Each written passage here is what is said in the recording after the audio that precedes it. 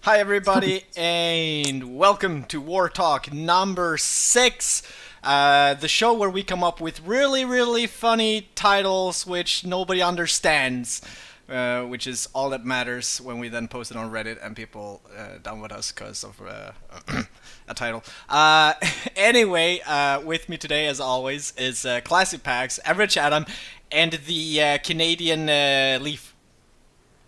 Oh, DoctorPentakill. I meant DoctorPentakill. Apparently, DoctorPentakill is hiding under that freaking hat. Oh! DoctorPentakill is back for another episode. Thank you for being able to show up on short notice, man. No problem. My pleasure. Awesome. Today, the topics will be touching on potatoes. It will be touching on Twitch, and it will also be touching on War Thunder. All in a nice triangle. Illuminati confirmed.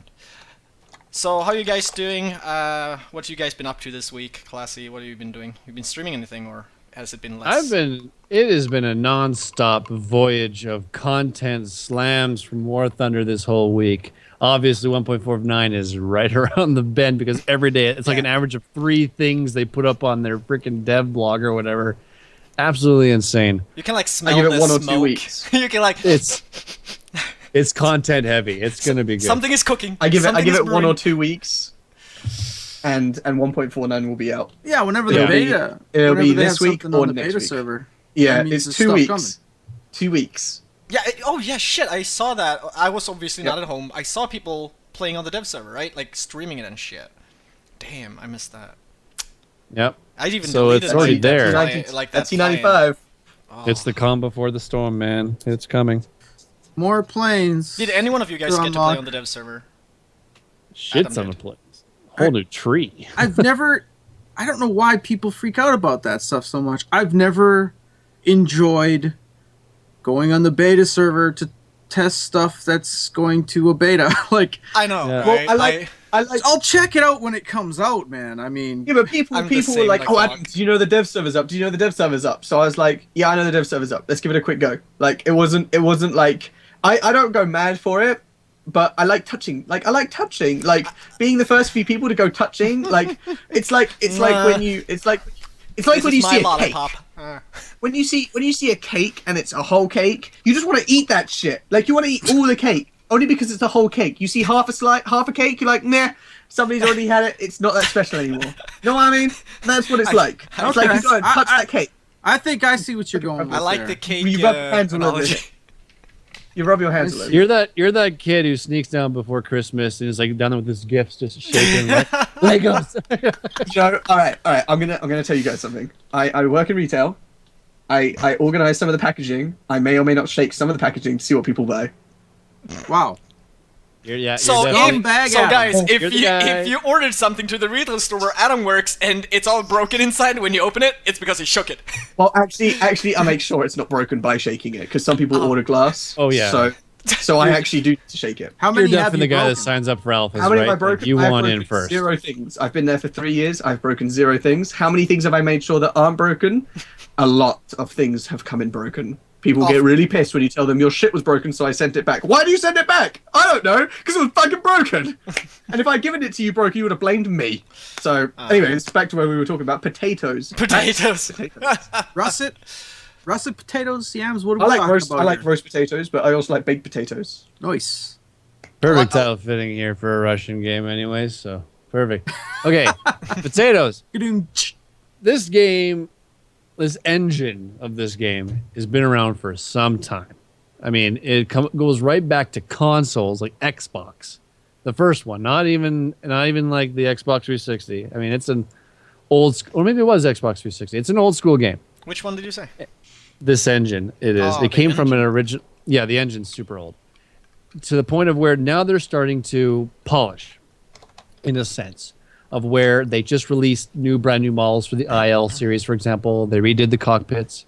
Graphic fidelity is going up. They're adding a bunch of new effects, like the treads, the deformation of the ground, the shock animations and physics and stuff like that. Updating the fidelity, like if you look at the crews of the tank people, if you look at the resolution of those guys' faces, now go into a Mosquito on test flight, go in the cockpit, look right, and look at Nigel's face, and tell me the Nigel, difference. is that his name?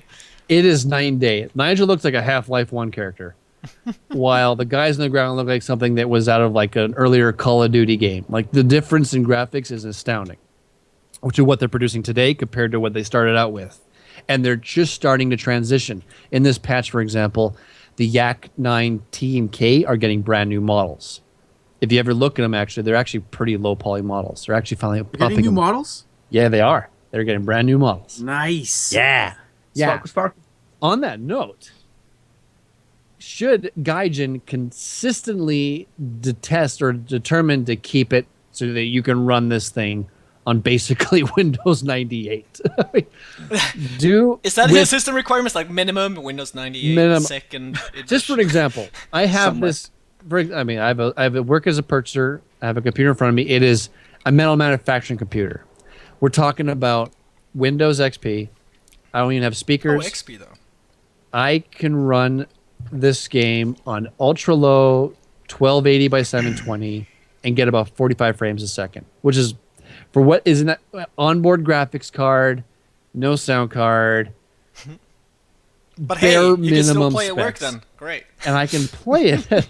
I mean, because it's a slow day and there's dead times, and I can play at lunch and during the day and just pop in and shit like that. When they are starting to add all these things, is that hindering their performance and their excel toward better things? Because obviously they talked about in the past, and they've hinted at it, fully destructible buildings, right? Plus, this game is also on a potato, PS4.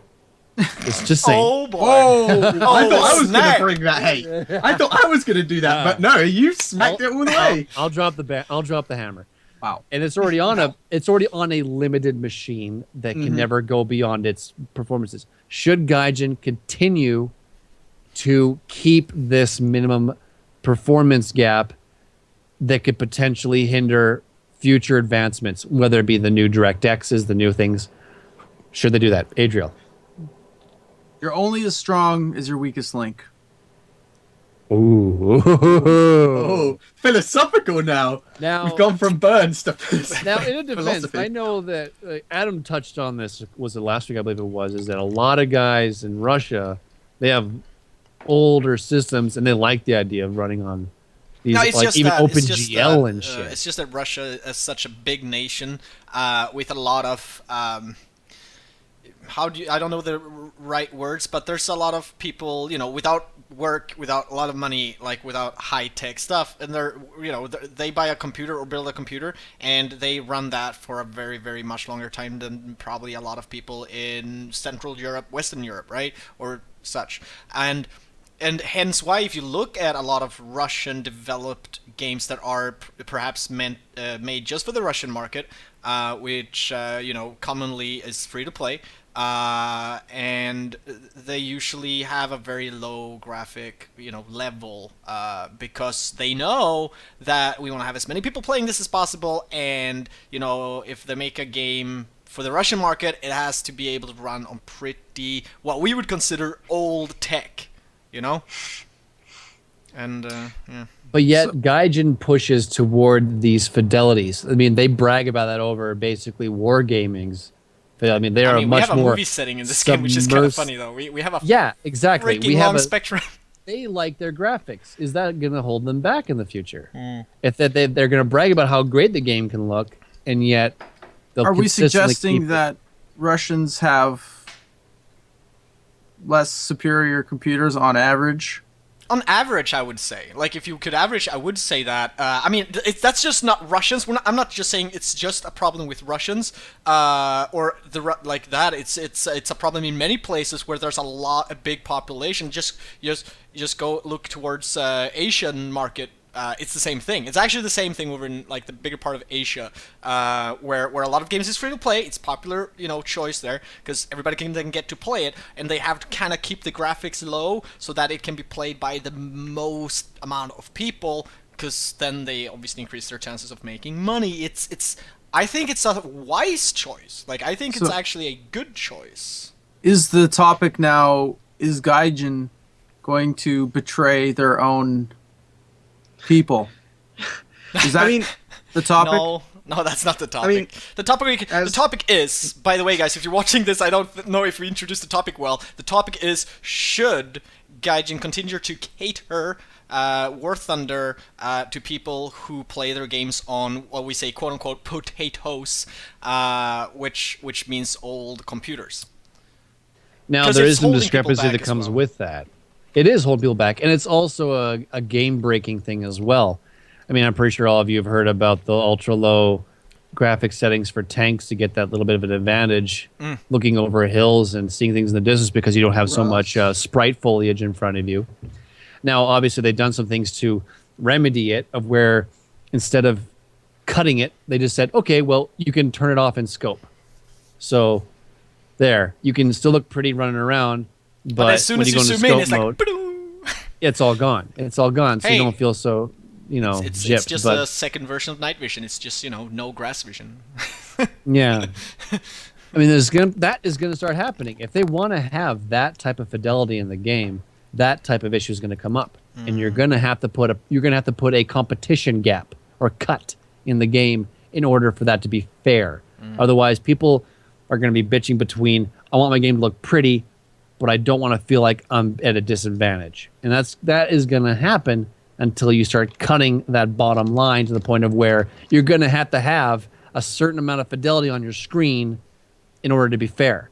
And if you're going to cut it down to the point of where you have to remove sprites, which is the grass and stuff like that, the animated like just 2D face grass and stuff like that, where you can have a choice to remove those things that block your view. Well, that's why I don't play tanks. Yeah, and some people say, I think it was a good comment in Twitch. Let me see where it is. Yeah, so a guy says, well, this doesn't bother me. I got a GTX 970. So here's the other side of that coin then, is that I have a 980. I'm running this game in movie settings and a little bit extra, right?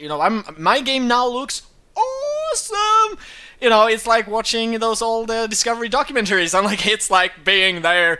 It's really cool. It's really nice, but I am now at a disadvantage. Because if I go into Ground Forces gameplay and I have all these nice trees and grass and stuff and that, and I just can't see the enemy tank. However, that guy decided to go well, instead of having things look good, I'm gonna remove the grass, remove the trees, so I can just see every bloody tank trying to hide anywhere on this map, because I decided I wanted that advantage rather than the game looking good. Now, sure, I can also turn that off and get the same advantage, but then I'm like, well, you know, why? I want the game to look good. Like, I want the immersion more, probably, than the advantage, maybe. And I want maybe even everybody to have the same advantage, disadvantage, maybe, you know, a little bit to a certain level. And that's what I feel. Like, I feel it gets to a point where it's like we have the spectrum so wide now that you can make the game look... you know, really... It is very wide. Really it is low, very wide. Really low tech, which is great. You have an old computer, you're at your nanny's place, you're bored with board games, she went to bed at 6, you wanna play War Thunder. I understand. Now, you can do that on her computer. You know, sure, that's a good thing, but I don't think that's enough, because I feel they could just up it a little bit to the point where, okay, you can no longer run it on... Windows 98, you gotta at least have a, I don't know, what was it before that? Like maybe a 400 NVIDIA graphic card, something like that. Just up it so that if you have a computer in the last 5 years, you're good. But maybe we should, you know, stop catering for people with 10 years old PCs. Well, that's now a very difficult thing to do, because, as Pax said, and shot fires that, we have the PlayStation 4. Obviously, but that's good enough, though. If we did like, is it? Oh yeah. Yeah. I mean, we're only on... here right now talking about graphics. Like we're at the moment talking about something that doesn't affect gameplay. Like, all right, fine, you can lower it so that you can see over hills, but that doesn't stop somebody from doing something cool, such as making a building fall over. When you I just think they should get rid of the maps that have foliage completely, and actually just use smart obstacles that they can, like walls and broken tanks and buildings and things like that, to actually impede your vision. I mean, if they can't get rid of the grass, like you can't have certain grass settings for certain people. There's such a lack of consistency, and it actually drove me away from playing tanks. This guy's got his grass off. I'm here. I'm trying to sneak in. He shoots me. That's not fun for me. I would rather know 100%. The concept behind that. I do understand what you're trying to get at, but they've already committed to having grass. The war fought on many fronts. I mean, you're talking. Then you would have to eliminate all the tropical maps. You couldn't fight in any Japan area maps. So because now, there's are so they much going to foliage. get rid of cross-platform gaming so that half of Europe is nothing but meadows and bush lines and hedgerows? I mean, if you're fighting in nothing but horrible. Berlin, it's just that if they force grass on everyone, then we're already there upping the bar a little bit on system requirements. Grass is taxing in this game. Very taxing. And that's the thing with the amount they put in. A game in beta for 2 years. I mean, if they want their game to be relevant and they want people to buy it on release, it's got to be up to par visually. I mean, if you're trying to have like a AAA title or a big title or something like that, you got to get this game out. Like, I don't think Gaijin is holding back on the top end of the spectrum. Like, we have an incredibly good looking game if you max this game out. I don't think the game... I'm actually surprised at how good the game could look once I get this computer built, right? Like, I was like, whoa, wait. Already in the hangar, I was like, I'd like to just look at all these planes again. It's just kind of, you know, I'm actually surprised. Graphically, I think you're right. They're not holding back too much. I think functionality and core features, they are. Obviously, they hinted at this fully self-destructural environment quite some time ago, and it's not here yet. Yeah, because they don't want to raise their bottom level, the bare minimums. And how do you balance that? How do you balance a building there and then not there? Yeah, so that's without the thing. adding the physics. Yeah. So to all you guys watching and listening, right? Like, we've been touching on the grass, we've been touching on this. There's a whole different aspect of this, which is, like Pax just now said. Gaijin has, I mean, they have a video on YouTube, you can go check it out, where they're like, oh, we're gonna introduce destructible environment, you're gonna be able to destroy these buildings, like if you shoot at it, it will fall apart, all these cool things that looks awesome on that video, and you're like, oh, this makes sense, we want this is more realism, it's more cool, it's just cool and real. However, we haven't seen that. It was almost a year ago they announced it. It was like 9 months or something like that, and you would have thought, and it sounded like this was in the pipe of being here soon-ish, TM, where where we thought we would have it by now, but what's at least been happening from what I've read is that they as we are talking about now, they probably realized that, oh shit, this is so taxing on lower end systems that we gotta find a way to optimize this to a point where this will work for the lower end systems. It works for higher or even mid end systems, but shit, we're gonna lose people who can't play the game anymore because we're increasing the system requirements for our game. So hence why we haven't seen this yet, and they're, as far as I know, they're working on finding ways to optimize this. And I don't know, I'm a little bit at the point where I'm thinking that, is it even doable to make that? It's not even just buildings, I don't think either. There's supposed to be environment too, like ground? You know those ask a dev forum threads where you can ask people about it? Oh yeah. The guy in charge of the plane department, he says that they have the new damage models coming out soon here. New damage models and stuff like that, so that it's more detailed in advance. And he said this is not the damage model that he'd be happy with. He wants a much more advanced one. Now, why is that?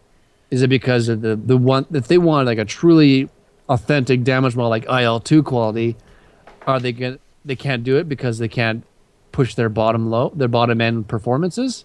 Are we being held back on these truly awesome physics models because bottom line performers can't handle it? Because obviously a damage model is across the board. You can't have a low spec damage model and then a high spec. But is that taxing though on systems? Oh, absolutely. The damage models on airplanes? Oh yeah. Absolutely. Really? Anything that is an in-core engine feature such as physics. Oh, math. Okay. Massive. Like fuck. Oh, math. I mean, Math. I mean, like that's just hard. calculations. There's more calculation. Yeah. That's what Yeah. Yes. Yeah. Okay. A lot is more like this is like a good example outside of War Thunder is Battlefield, the Battlefield franchise, Battlefield 3 and 4 particularly. Battlefield 2 wasn't as bad. It's between graphics and netcode. Now look at Battlefield 3 and 4. They put so much shit in the pot that the netcode was dog shit. It was absolutely horrendous because there's so much going on between every bullet and bullet drop and buildings collapsing and all this shit. It just couldn't. The hit detection was absolute dog shit because they didn't want to put up this certain bar within their netcode. I mean, outside of War Thunder, this is a good example. But in this game, now you have PlayStation 4, Windows X. What's going on here? What's this? Sorry, I'm just reading chat. Oh, Don't do that. They're talking about getting certain people to come do the maths. I mean, wouldn't that be an idea? Just instead of getting them to do the servers, just getting them in next to your computer, just typing in shit. Just be like, look, here's the calculation for the damage model. Enter, go. yeah. If it was only that easy, Chat because strikes physics again, is man. just physics is basic math. It's 1 + 1 But equals the thing is damaged that wing. they don't have to do anything really technically. They have to incorporate it. There's tons of third-party software, third-party things that go into engines that can be easily put in, right? You can third-party license a lot of physics engines and then kind of like duct tape it into the thing. That's not the problem. The developers could, with a little bit of time and financial backing, put a lot of advancement into the engine. A good example, like this is an old engine. It doesn't mean that the engine's limiting it. It's the developers that are choosing to limit it. Call of Duty is a great example. Until the most recent Call of Duty, it's been the same engine since Call of Duty 1. And they just kept iterating. It was based off an old, not Unreal, Quake engine. That was Call of Duty, Quake engine. And all the way up to like Call of Duty 4, Black Ops, that's the exact same engine. They just add and add and add. It's still the same foundation, but it's been so hammered over and nailed on consistently. It's a completely different engine, but it's all based on the same core. The principles, the same base platform. War Thunder is based off an old Xbox, this older game. It wasn't. I can't remember off the top of my head. I always forget the damn name of the game that it was based off of originally. But it's been so revamped and rehashed in modern times. Adding, hopefully they'll add DirectX 12 and the new DirectX supports and stuff like that. I hope they do. But there is going to be, because of these advancements, those things like DirectX like that, they don't support older systems. There is a cutoff.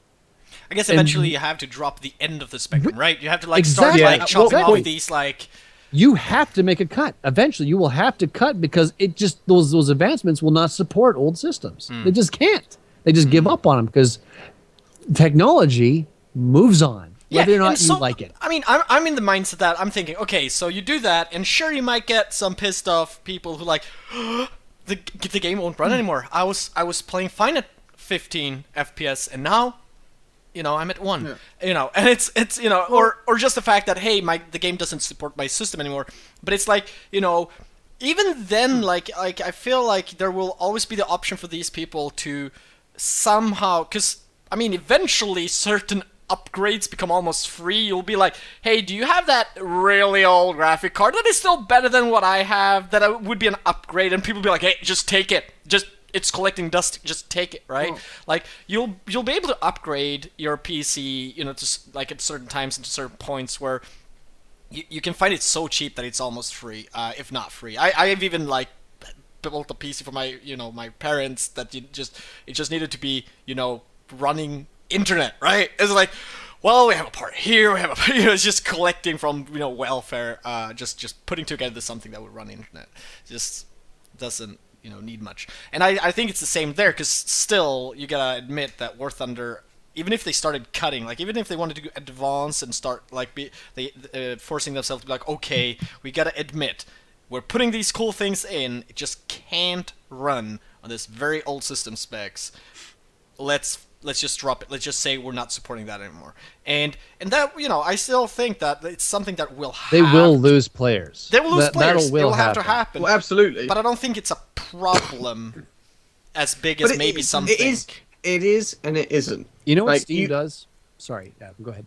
You don't like, a lot of people were saying that we're saying that it's okay to alienate people. It's not okay. Like, we obviously don't want to lose anybody from the community. But at the same time, technology itself is advancing. Like, we can't stop that either, and we obviously want the game to be as good as it can be. Like, there's only so much that you could get out of something before, like, even Windows XP that's been going since the dawn of time, like ATMs run off of it, like all kinds of things run off of. Microsoft dropped their support for it, and it's dropped it. Like, you can't keep something going forever. Like, it just either isn't compatible with things anymore. Like, you want to make things better, you want to improve, and you've just sometimes got to leave a few things by the wayside. And at some point they're going to have to say, well, we can't support. That at some point they'll even say we can't support the PlayStation 4 anymore. We don't know how soon that will be. We don't know how long it will be. Maybe when the PlayStation 5 comes out, they'll say, yeah, we don't want to support the PlayStation 4 anymore because we just can't. We want to push further. And as we said, it's not necessarily about graphic fidelity. It's also about features like buildings falling down, extra damage models. Like, it's not. We want a game that's awesome, that's accurate, that looks great, that does cool things. And at some point, you got to say, like, all right, fine. Something like World of Warcraft that lets everybody from rotten potato land all the way to PC Master Race play that thing. I mean, but that game doesn't have buildings falling down. Yeah, you can have that thing on low and you're not going to be affected. Like, if you put this game on low, sure, you can say that people are cheating because they have less grass, but it's also, you can't put physics on low. Like, you can't put a building falling down on low. Like, as Pac said, you can't balance that. You can't have a building there, somebody shoots it, all of a sudden disappears. Like, it has to crumble in some way. You don't want to break that immersion. Like, even you don't also want to break immersion. Not just immersion, it's just collision detections and actual anomalies in the way of your visibility. Mm-hmm. Yeah, no, I know. It was just a sort of a miniaturized version. Yeah, but I just don't know. Again, I don't want anybody to be left out from the community. Like, I don't want to see the player base shrunk by. We don't know how many people are running these things. Like, we don't have any access to any stats that say these people are running off of. That's what I was getting at. You know what Steam does, right? You've seen Steam's little surveys. Oh, survey. Yeah. You know what I mean? Like, you they find out spec. They find out what the average spec is. They do it every now and then. Mm-hmm. And you'd be surprised. Has Gaijin done something like that? A spec, even if it's not automated like Steam's, have they ever done like in game? Just have it pop up a news thing, just complete the survey. Here, 500 gold eagles to do it. Something silly like that, right? Just a little thing incentive. Give them some gold eagles. Fill out a survey. Everybody would do that survey. Find out what the average spec is. People would find ways to do that survey 10 times. Because when it comes to Russian developers, I'm going to just throw out a couple different games out there that were made by Russian people. Stalker. And another good example would be Metro, Last Light. Those are not low-end performing games. Those were very taxing games. So Russian developers do see money in making high performance games. And then this developer in particular, they're stickler on keeping it so that low performance systems can run this game. So I don't know if it's so much just Russia in general trying to make low performance games, because they obviously have made games that are very taxing from different studios. I'm just wondering, what is the true, like, is it something on the Russian forums that did this, of where they have they had like an outbreak on there where, you can't do that because we won't be able to play. I won't give you any money. I've never seen it. I don't feel like that would be a thing, but I'm not sure. But I think people would be upset. Like, I guess it depends on your target audience, you know? right. Yeah. Like, But it seems like War Thunder does want everybody as their target audience. That's why there's a Yeah. separate rating where there's never going to be infantry. Like, why everybody from PlayStation 4 to high-end spec PCs can play this. So That's it must what be I'm saying. everyone. well, I'm wondering why they even decided to put it on PS4. Is there like a PS5 in the making? Oh, obviously, but Oh, I mean, what's the ETA on that? What's the ETA on this game? Like, why would they even 4 or put 5 the years game probably. out on PS4 to hinder? I guess the question is, are they going to make more money off of a game? Why was it a bad idea to put it on PS4? Because PS4, like, I felt like Or any console? the game's been in development for a while. Okay, PS4 isn't going to be able to, like, do you think PS4 will be able to handle It's a different beast. This type it's of a different stuff? beast. that they want to actually do? I mean, PS4 is still such a new console that aren't we expecting that to be around for at least 5 more years? Oh, Yeah, at least, 5, at 6 least. years. But how Console far can they get out of generations. there? Because Console the generations will change. console cycle's just been getting longer and longer every Longer, time, yeah. so... So can War Thunder put out something that is actually too good for the PS4? I guess Nah. is the question. PS4 They is could. still They better easily than a could. mid-end They easily system on Will they? I don't PC think so. for this game. Like, you're still But that would running even limit PC users then, if they did something. Potentially. Okay. Potentially. Because the thing is, what would they make more money off? Having a game that is Runs on more? runs on more, Right. or catering to the masses? I guess Free to the play. masses. Obviously, the more people that can try the game, the more potential money can get into the game. Yeah. When you can expand that gap of people to jump in, because it is free to play, the point of Yeah. it is that you jump in and try it before you buy it, right? Free-to-play That's is about accessibility. Freemium. accessibility. Yes, exactly. So obviously, yeah, having that performance gap is huge. Now, how long they can keep a bottom line is a different question. And now, as for the PlayStation 4 thing, it's a love-hate relationship with it. I love the fact that they did do it where they can play with PC and Mac all together in one area. That's kick-ass.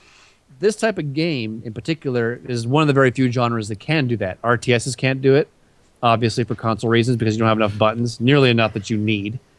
Shooters cannot do it because the console guys will have to have some major type of auto-aiming assist to even be competent against a mouse accuracy. That's statistics. It's just science. No, it's true. Anybody with a console controller thinking a shooter can perform I'm against trying PCs, to remember I'm if sorry. I'm pretty sure the Spinach shooter that did There- cross-platform, but it was horrible. You can't. You just can't. You think can't it's beat a some mouse's dead. critical accuracy. You just can't. Sorry. Sorry, console guys. I agree. This game, you can be at the top of the leaderboards Yeah. on a PlayStation in any of the game modes because Because you just- have to shoot in an area. it is a stick shooter. It is a stick flying shooter of where you're in a plane. It's a different mechanic completely. It's not twitch reaction. It's more about leading and all of that It's stuff. the same with tanks too, because you're not Yeah. like It's a completely different You're genre. waiting for the Planned turret to get where shots. you want to aim anyway. You're like, "Arrgh." Now, where the game sits right now, PlayStation 4 can easily handle this game. They put the graphics in a different fixed type of setting, resolution, they lock it, they can lock the frames, and they also, the PlayStation 4 has its own version of the game, which is a cross-compatible online. With the PlayStation 4 guys, they do get the shaft on some things, like they miss out on the big events that come from like the Easter things, stuff like that, because of the way it works to get your game on those systems. You have to go through a pre-check to make sure that it's not going to make their system melt and stuff like that, right? It's a bunch of legal back you have to do. And it costs money to do it. It costs money to patch these systems. Unlike PC, you throw it out into the wild on your servers and let people download it and update it, and it's fine. Nobody's going to say a thing. But on consoles, it's a completely different beast. So it's cool that they went down that venue because it brings up a whole wide array. I can't even count how many people I've met who played this game on PlayStation and who play with me, and eventually either A, they just keep playing, and the people in Sim, out of all the modes, there is some freaking good PlayStation Sim pilots out there. I feel that console is like one of the perfect like little bundles to get to play Sim in this game, because you kind of get the joystick in your hand. It's easy to look around as well. You have 2 joysticks, one for looking, one for flying, right? Like technically, it's just their camera can do head tracking. Oh wait, the You PS4 camera can do head tracking. Yes. Oh, really? Yes. No way. Okay, I'm a little bit jealous. There you go. Sugar I'm on buying top. PlayStation 4. Sugar on the top. Right now. You can plug in a joystick to the PlayStation and play War Thunder. Yeah. Adam is mind blown. He's like, No, they get a lot. PlayStation is pretty nice about that. I remember like Xbox 360, they locked that fucker right down. Like you couldn't plug in third-party shit. There was a XIM3 thing that you could plug in to put your mouse into your Xbox, but it was still limited by the joysticks parameters. It was kind of weird. Anyways, back on topic here.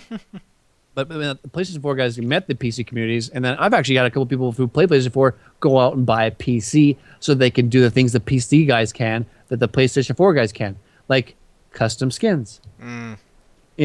All that extra content. Buying a PC for custom skins. I'm sorry, that's funny to me. I'm like, custom woo! skins, fidelity, Yeah. team speak, communities, clans, interacting with the people that you play with a lot. There's a guy named Finugles. Twitch? Finugles is an amazing sim pilot. Yeah, you can stream and he just recently bought a PC to play with us on PC, and he's got like gigs of skins, and he's got a joystick, a higher graphics, track IR, the whole 9 yards, because he committed to this game because he learned about it through PlayStation 4 and he became really good and met a lot of cool people. That is just a cool example of what PlayStation 4 does for the game in a sense. And even then, the PlayStation 4 guys actually do get like their own little. I'm pretty sure they do their own little bundles, like deals. I think. I could be wrong. I know they I had think you're sales. right. They had sales on there, so at least that they've had. I'm not sure about Now, that. as for like the future of the game, like because we are technically like not even we're a little bit over 1/3, I guess, of game wise of what's coming in the sense of plane, tank, ship. Mm-hmm. We just got into the second third a little bit. We're just touching it.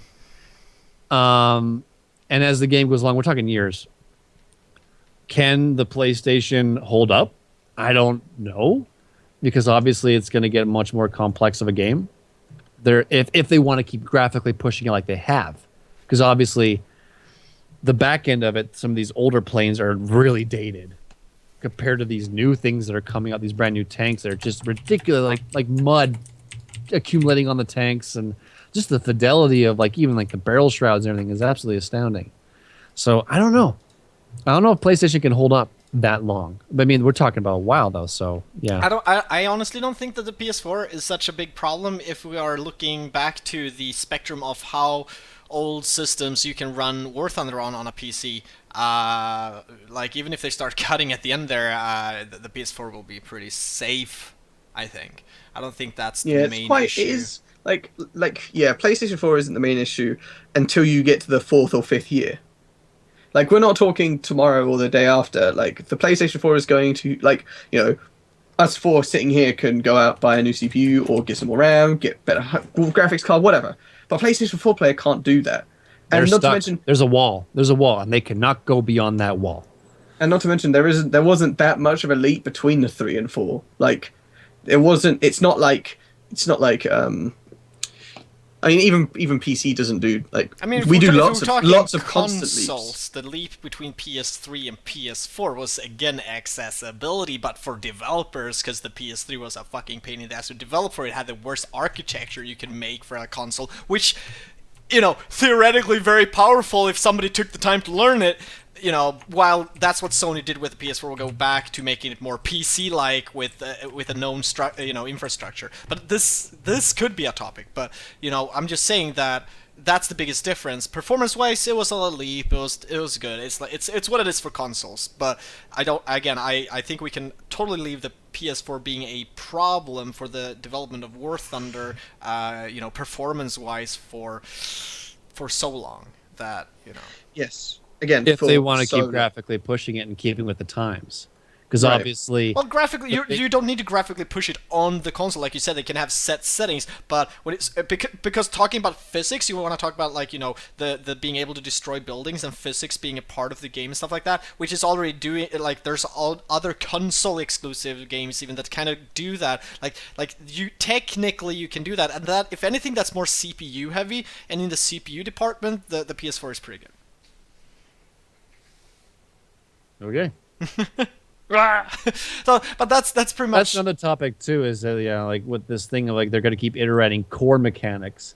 I mean, like, we already have multi-core and support. yet they're calling it beta, which doesn't really in match this up with engine, I think. core mechanics. Oh, So that's core another topic mechanics. for Core another day. mechanics. Yeah. Mm-hmm. Yeah, because that would be a Like- technically core mechanic. Like, as you said, I would be interested in to know what the graphics settings are for the PlayStation 4 and stick it on my computer and see what happens. Like, I don't know. I'm pretty sure if you Google a side-by-side screenshot, PC Master Race, something like that will give you a side-by-side PS4 to PC. It would be interesting. Graphics. Though. I mean, Let's see what what the it's like. settings are. Like, if you could. Because obviously actually copy it. Yeah, because obviously they're not going to have knobs and sliders. It's going to be locked down in some way, shape, or form. No, absolutely, but that's what I want to know. I want to know what those, like, they might be set, but I want to know what those dials are. Like, I would like to know what those dials are set for if it was running on a PC. Like, And we can't what- forget Macs in the mix too. It's also on Mac. Right. Who games on a Just Mac? saying. Just Ew, saying. ew. That's even worse than a PlayStation. I'm just I'm not I really, tip- because I mean, if you go I order tip my on. hat to them for doing. Well, they got Boot Camp.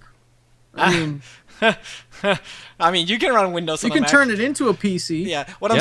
I'm saying though, when it comes to like whether Mac can Okay. perform or not, is again they have the Intel CPUs nowadays. They have the AMD or ATI graphic cards. Like, I mean, they're doing good. Like, Macs can perform gameplay games as long as the dev gives a shit about catering to it.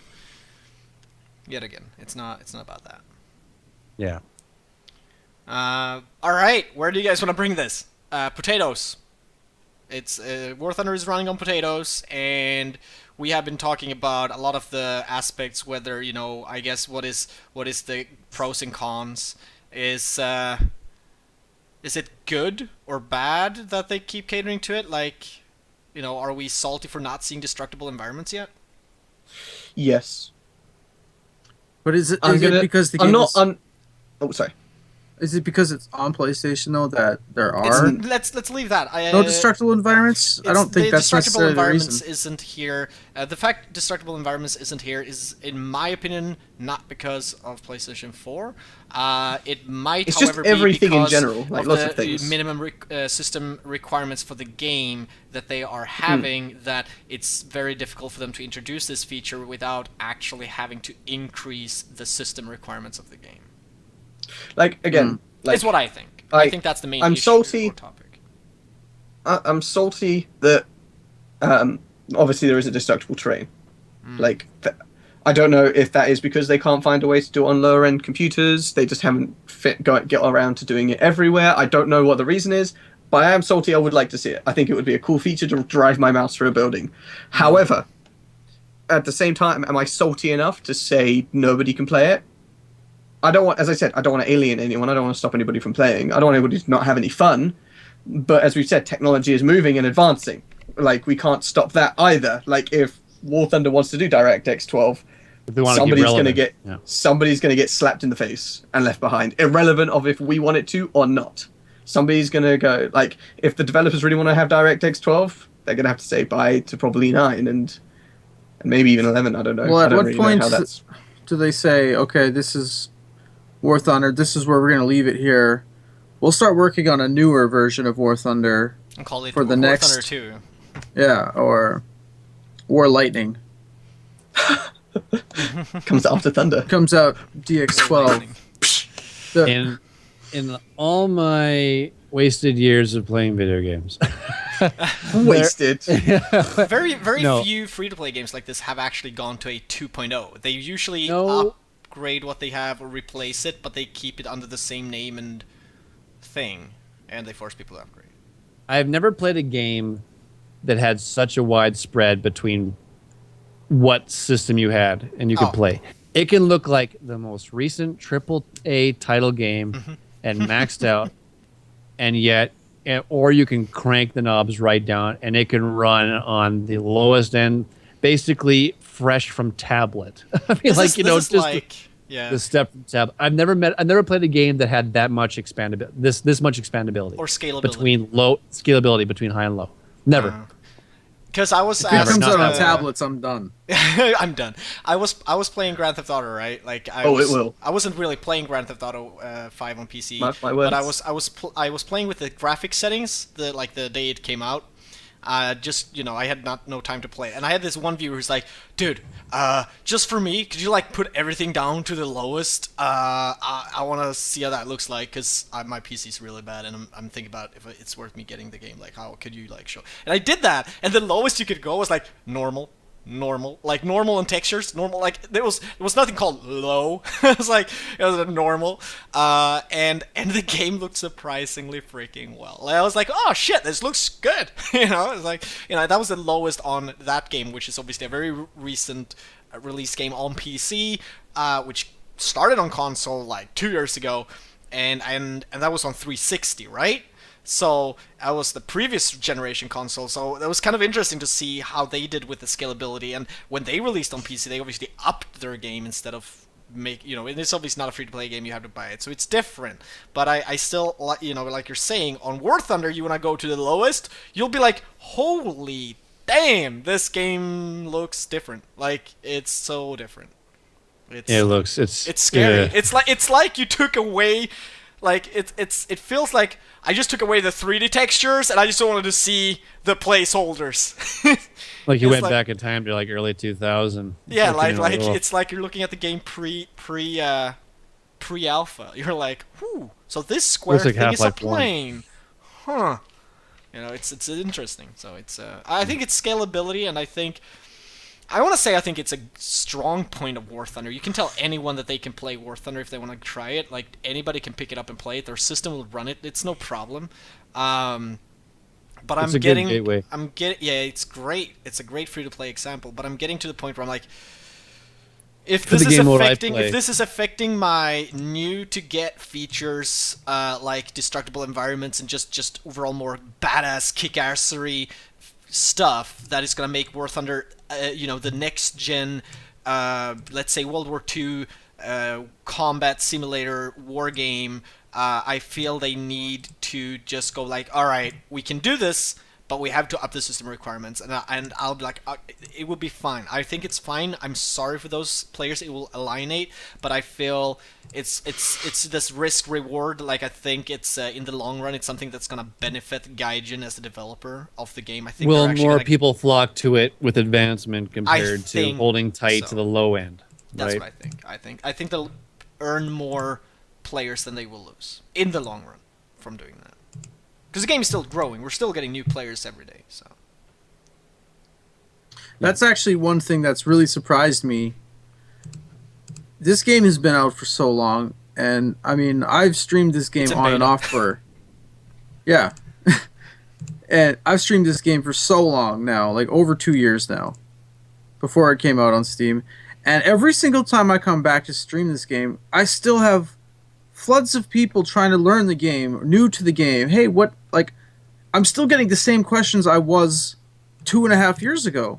Hey, what nation's good? What? How do you fly this plane? Like, there's always growth on this game, and I don't know if this is the perfect segue to move into the next topic, War Thunder and Twitch. Are we talking about that today? yes, Because I mean, every time I come back, there's still floods of people coming in to learn the game, and this might open another can of worms.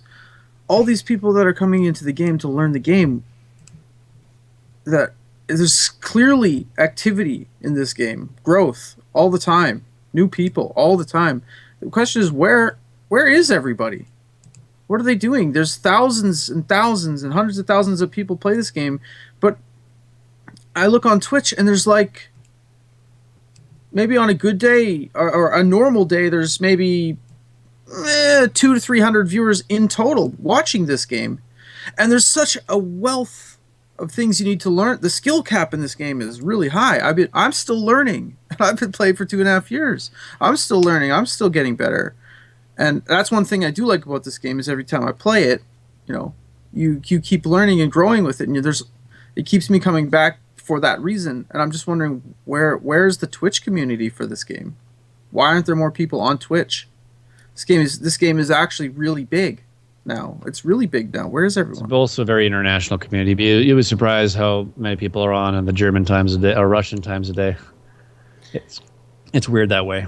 Yeah, I do notice if I'm on late, I will see a viewer increase. Not as many, NA. There's not as big NA presence, but why not? I mean, there should be by now. This game is surprisingly not that big in North America compared to other ones. It's just, it doesn't cater to their... But I will say, though, even at night, there's still not a massive audience there. That's a great Maybe thing. a couple hundred more. I have already quite a few opinions about that, and that's a great thing to talk about. Twitch and War Thunder, which is the second topic of the day, which we'll be doing after the break. I guess we're done with the potato one. We've peeled it a few times. It still looks like a potato, and it still runs on a potato. We tried plugging in a clock. See if it still runs. What did we actually conclude about that whole situation? Do you guys want to conclude? Like, how do you conclude? Like, what do you want to conclude? Like, right we now, we want new features, but we don't want to upset people. Wait, say again? We want new features, but we don't want to upset anyone. But technology is forcing us to. So it kind of sucks. Sorry, guys, but that's the fact. There you go. There's your conclusion. Right now, War Thunder runs on a potato. Like, now, War Thunder runs on a very old system. It can run on low system specs, which is a great thing. It's mostly about hurting low-end PC users. But we're also it has nothing to do with PS4, I guess. Some next-gen features. Right. We're missing features we want to see. They might be delayed of other reasons. We are theorizing here. We might not be on the spot here, but we're thinking that maybe it's because they're trying to make it work on lower-end systems. And we want to see new features. We want the game to progress. We want to see these things that were mentioned a year ago and shown to us in videos, right? So, conclusion. War Thunder runs on a potato, and we are not sure if it should, but we're also kind of split here, I guess, whether or not it's a good thing or bad thing to cut at the end of the spectrum. Will the War Thunder fans see this game as good enough to upgrade their system for? Maybe that's the question.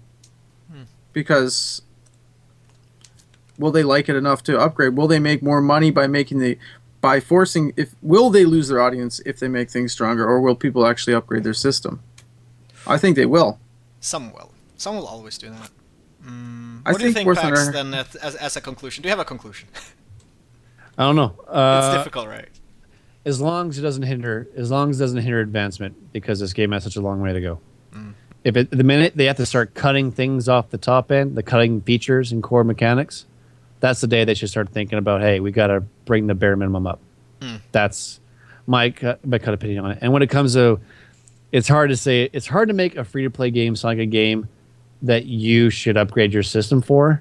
It's hard to sell that, but I'm a shining example of that.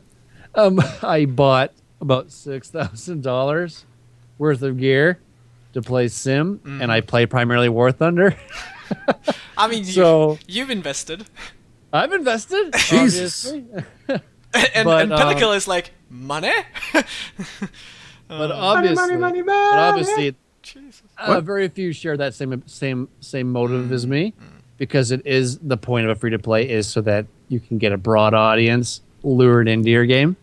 So, which I want to talk about on a later day about the word beta and what it means, but as for where this game That's a good is, topic. where it's a progressive development of where it's not just them adding in new things, but changing features and changing how it plays.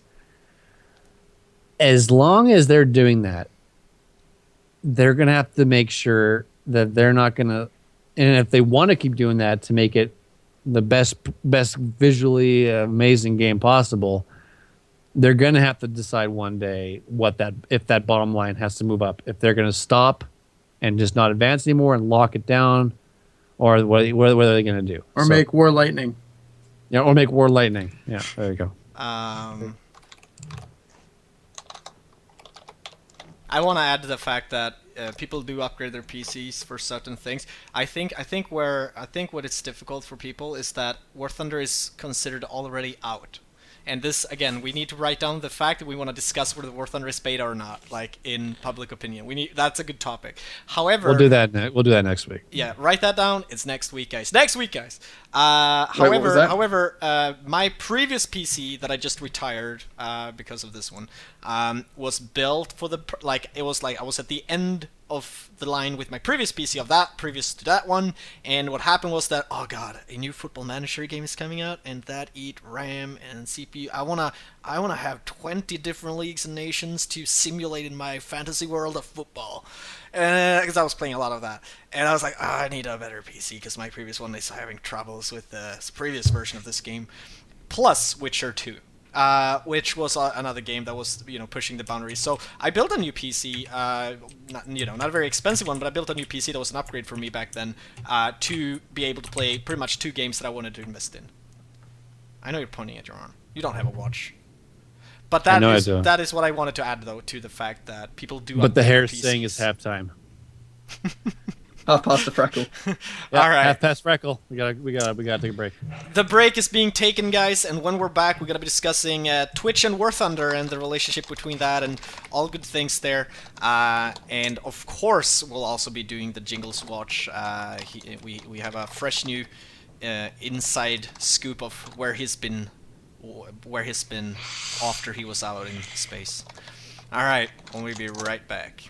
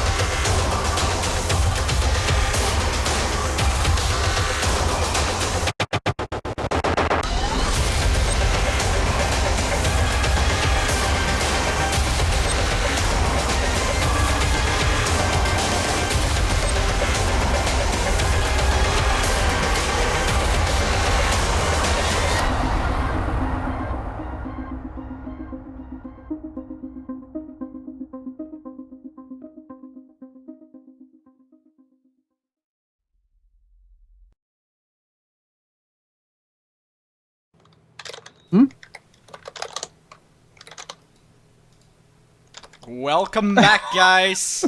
That creep face. We're here with the Canadian Leaf, the Classypax, the AverageAdam, and the Scream 112, and it is time for Jingles Watch. And we are watching the picture here right now. Pentakill, you have all the scoop on this one. Yep. He looks good in green, though. He looks really good in green. Last time we saw him, he was in space on the International Space Station. Now he's landed. So what is this? Tell us. What actually happened was, they threatened if he did not play Sandstorm for them every night, they would actually riot. And we can't have any riots, so he's in there. You can tell by the look on his face. He's not too happy about the situation. He doesn't like Sandstorm, and actually they got him playing a remix of Sandstorm mixed in with the Rickroll song there. Oh, God. Never gonna give it up. There's actually, he's got to play this nasty mix of them every night, or the aliens will riot, and he's not happy about it. It's a very good picture, though. I like the special effects and all. I want to be in that club. Oh yeah. Have you ever seen the music video to I'm Blue? I'm blue. Oh yeah, It's terrible. yeah. I'm blue, Yeah, the one. I'm blue. It wouldn't song is surprise me if awful. we were in that. If it was that situation, like all the aliens have gone and abducted That's Jingles, just he has all to play. footage from War Thunder on Ultra Low. Oh snap! The sand roll. Oh man, actually, someone requested that on the DJ the other day. At the sound. Sand roll? Actually, Is that a thing? Is that a thing? Sand it roll? is. Oh, God, yeah, no. Darude sand roll. It was I want actually to go listen. Oh God. really good. I have I to actually liked the song. YouTube. I hope someone requests the sand roll again next time we do that. Sand roll. It was really God. Darude Ashley Sandroll. good. Yep. I'm Darude gonna Ashley. listen to that not now because we're doing this, but I will be listening to that after we're done here tonight. Holy goddamn! People are already linking it. I think. Oh God. Yeah. Art and That Beck one's wonders 69 cents. how many 69 pounds cents if is you it wanna to trigger sub that one. on Twitch, Adam? Very off Huh? topic. How many How British much? pounds is it to sub on Twitch? Probably You 4. don't know? Hang on. Alright, I thought it was a quick question. Anyway, that's come back to it you. for Jingles Watch today, guys. We'll be back next week with more Jingles Watch. If you have any awesome, amazing footage leaked or, undisclosed, then please send them to jingleswatch@metagaming.tv. We only pick the really good ones. So keep them coming, guys. Alright. It's like £3 something. It's like 3 pounds. Alright. It was just a general question from someone. And we are gonna move into the, he doesn't even know. We're gonna, oh God, will you take the not safe for work version of Jingles Watch? Holy God. If it's good, if it's genuine, if it's, if it's him on a beach, Genuine. I don't mind. If it's, sure, says Adam. Alright, Adam approved it. I guess that's when we'll put that in the title, Not Safe for Work, War Talk, number 7. Oh boy. Just wait until episode What 69. are we getting into? Oh, yeah, it should be the episode 69. We're almost there. We'll save it. I better be the guest on episode 69. Alright, confirmed. DoctorPentakill is You the know guest what? on- And 420. I'm on Rooster Teeth's Fail of the Week, volume 69. And that is Really? not a joke, is it? Yep. Nope. Wait, what? You're on the Rooster Teeth? I sent in a video and it got stuck on there. Wow. Well, Yep. Okay. Well, okay. Yeah, I'm not actually hosting it. Now I have to watch it, though. Fuck. Alright, I'm gonna have to look at that too, Adam. Remind me of that later. Alright. We are going to go into Twitch and War Thunder. Shit, I have no idea where we're starting with that. From which end of all the pointy ends do you guys want to start We with that? are starting with you. You? Me? What? Yep. Wait, how? You're the one starting this conversation. Shit. What are we talking about? War Thunder and Twitch. What about it? Shit. Why? Okay. We told you this earlier. Well, we said, okay. why are you I mean, doing there's this so shit? many You're like, different points. Okay. Well, let's go from this. War Thunder has a Wherever big we'll start. base. Has a big player base. It is one of many games on Twitch that you can watch live, right? And War Thunder obviously has it so you can stream straight off the client, even though I don't know how many actually do that. I don't think I've seen anyone lately do that, because you want to customize and stuff like that. But anybody, any decent, smart enough developer knows that having a presence on Twitch, with your game being, the higher up in the, like, once you go to twitch.tv and you go into games, right? You have the game directory, and the more viewers you have for your game, the higher up on that game directory you're gonna end up. And the higher up, the more exposure you get. I heard some ridiculous numbers way back in the past, probably over a year ago, that Twitch were having, like, we're talking millions and millions of freaking hits every month, right? On their website, on their front page, just going there to watch whatever games. And so pretty much it's PR. It's free PR in the sense that if you're lucky or you're maybe being smart and doing something and have your game high up in the game directory, people are gonna be like, War Thunder? What is this? Click. And they will be like, I see people streaming this. I'm gonna choose that one. Click. And they'll get their, like, what is War Thunder, right? A lot of curious people going in there. Do you wanna say something right there, Penta? I'm letting you know that when you're done. Okay, I'm gonna let it over to you. All right, good. I was like, oh shit, he's saving me here, because I don't know where I'm going with this. Save me later. Okay. Well, no, I'm good. Allow me to jump in. I will soon. Cause the PR aspect is great, and what I think is interesting with War Thunder is that I think pretty much 24/7 you have a bunch of different, I would say I had never seen less than at least 10 different channels streaming War Thunder at any single point of time. So you always have a plethora of channels to choose. However, the downside has been that there will be times during the 24-hour day where you will go in and you'll be like, oh, number one has 5 viewers maybe. Like, you won't see a huge number of viewers, meaning War Thunder doesn't get high up in Twitch directory. So let's start this off with, I think Twitch is very, very important for any game to get a huge amount of PR and reach out to find new players. I think any developer who's been around or is around knows this. Then it's about how do you go about doing that? What can you do that isn't, like, cheesy? What isn't, like, you gotta find those, like, good passive and active ways of trying to engage the community that is Twitch. Because definitely, even if you have 1 million people playing your game, maybe not even 100,000 of those go to, or maybe not even 1,000 of those, maybe not even 1% goes to Twitch to look at it. It's definitely a certain type of people that go to watch on Twitch. Because a lot of people will be like me, actually, and I'm still a lot like that. I'm like, I'd rather play the game than watch someone else do it. However, I do, as you guys might notice, if you're on coming to Metagamingtv ever, that I also stream 99% of all my gameplay. Yes, Doctor, help me out here. What do you do on that? Well, there was actually a couple good points there. The first one kind of got overwritten. I think that's fine. Oh God, it's right there. The PR aspect, the game directory. Like, you were saying how God damn it, I totally lost it. You did, didn't you? I had it. It was going to be good too. I really did. Snatched defeat from the jaws of victory. It was going to be the most It's like the inspirational speech fumble ever. in the Super Bowl. If I don't run on the point right away, boom, it's gone. I got the goldfish syndrome big time right here. Anybody else want to add something to this then? Because it'll come back to me. Carry on. It will definitely come back to you. Because I think this is one of those topics I like to talk about and I like to go on about. I myself even have this idea of how Gaijin can improve the passive promotion of what I consider of Twitch and the game directory. How they easily can just make it available to so many more people without having to do pretty much anything.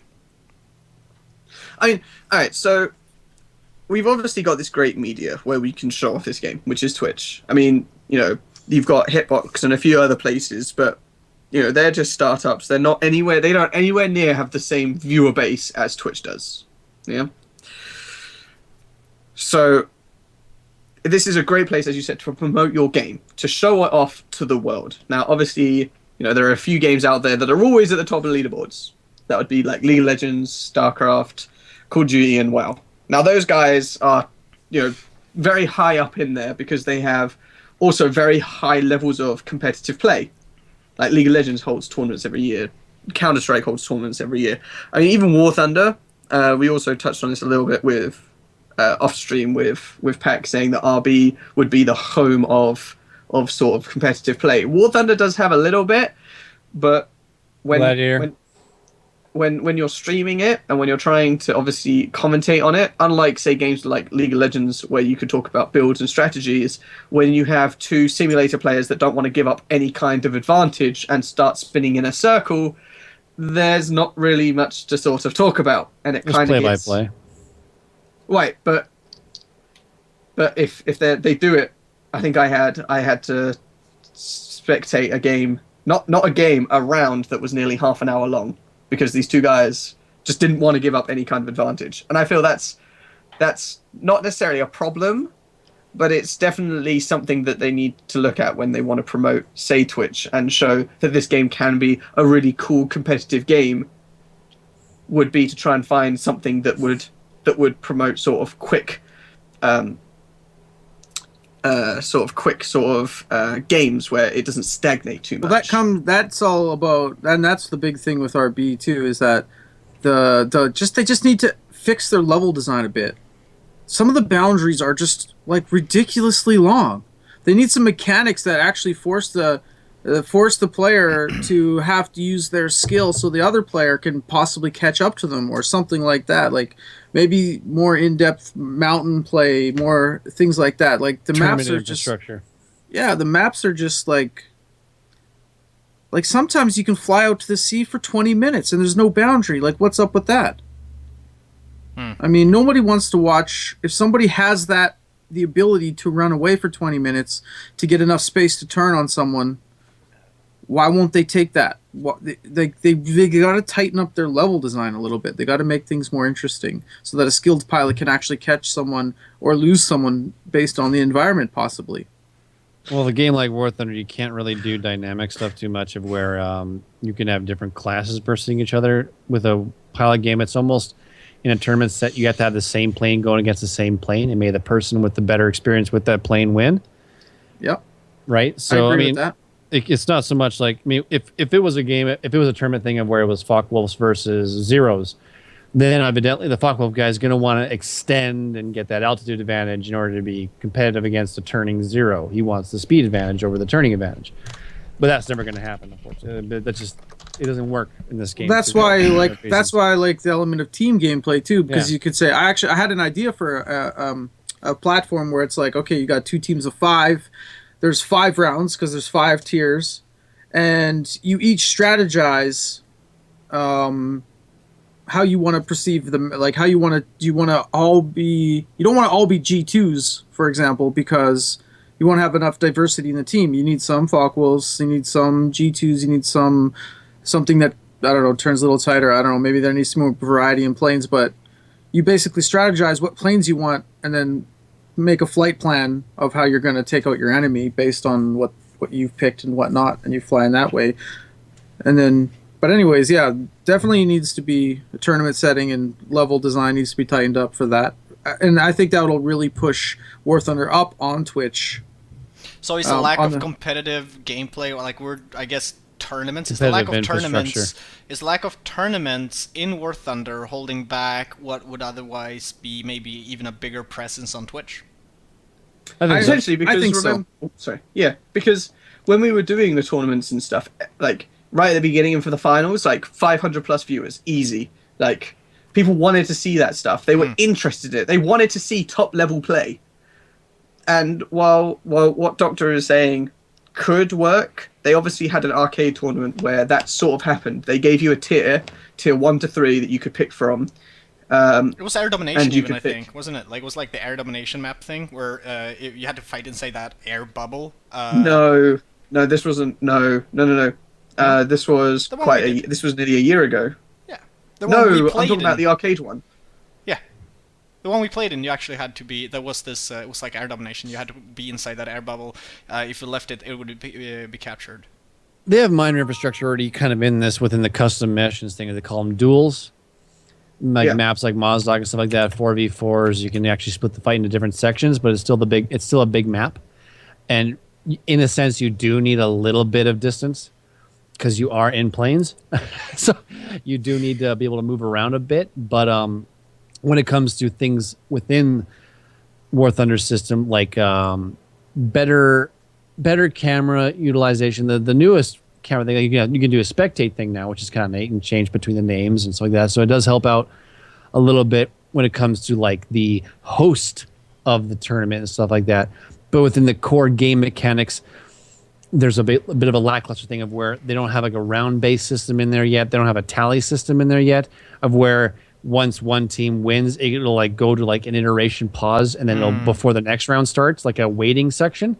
There's just not enough core development infrastructure within the game to get that going, of where you can easily set up a tournament within the game. I mean, it's limited to just custom, all right, everyone ready up, go battles. Make your own tournament up. Yeah. And even then in the custom battle, like you have to double check everyone's got the right plane and it's set up properly. It's not like you can only get into it with you can't set up parameters so that it limits people within it besides via password. There's a few things that you have to do to kind of cut around the corners. And then once the game's going, you have no major control over stopping and pausing the game to fix and alleviate things that are going on, like issues and stuff like that. So it's just a little bit of infrastructure work on Gaijin's part, and it could probably go a long way. Another big thing that is also holding back competitive scenes is upgrading your planes.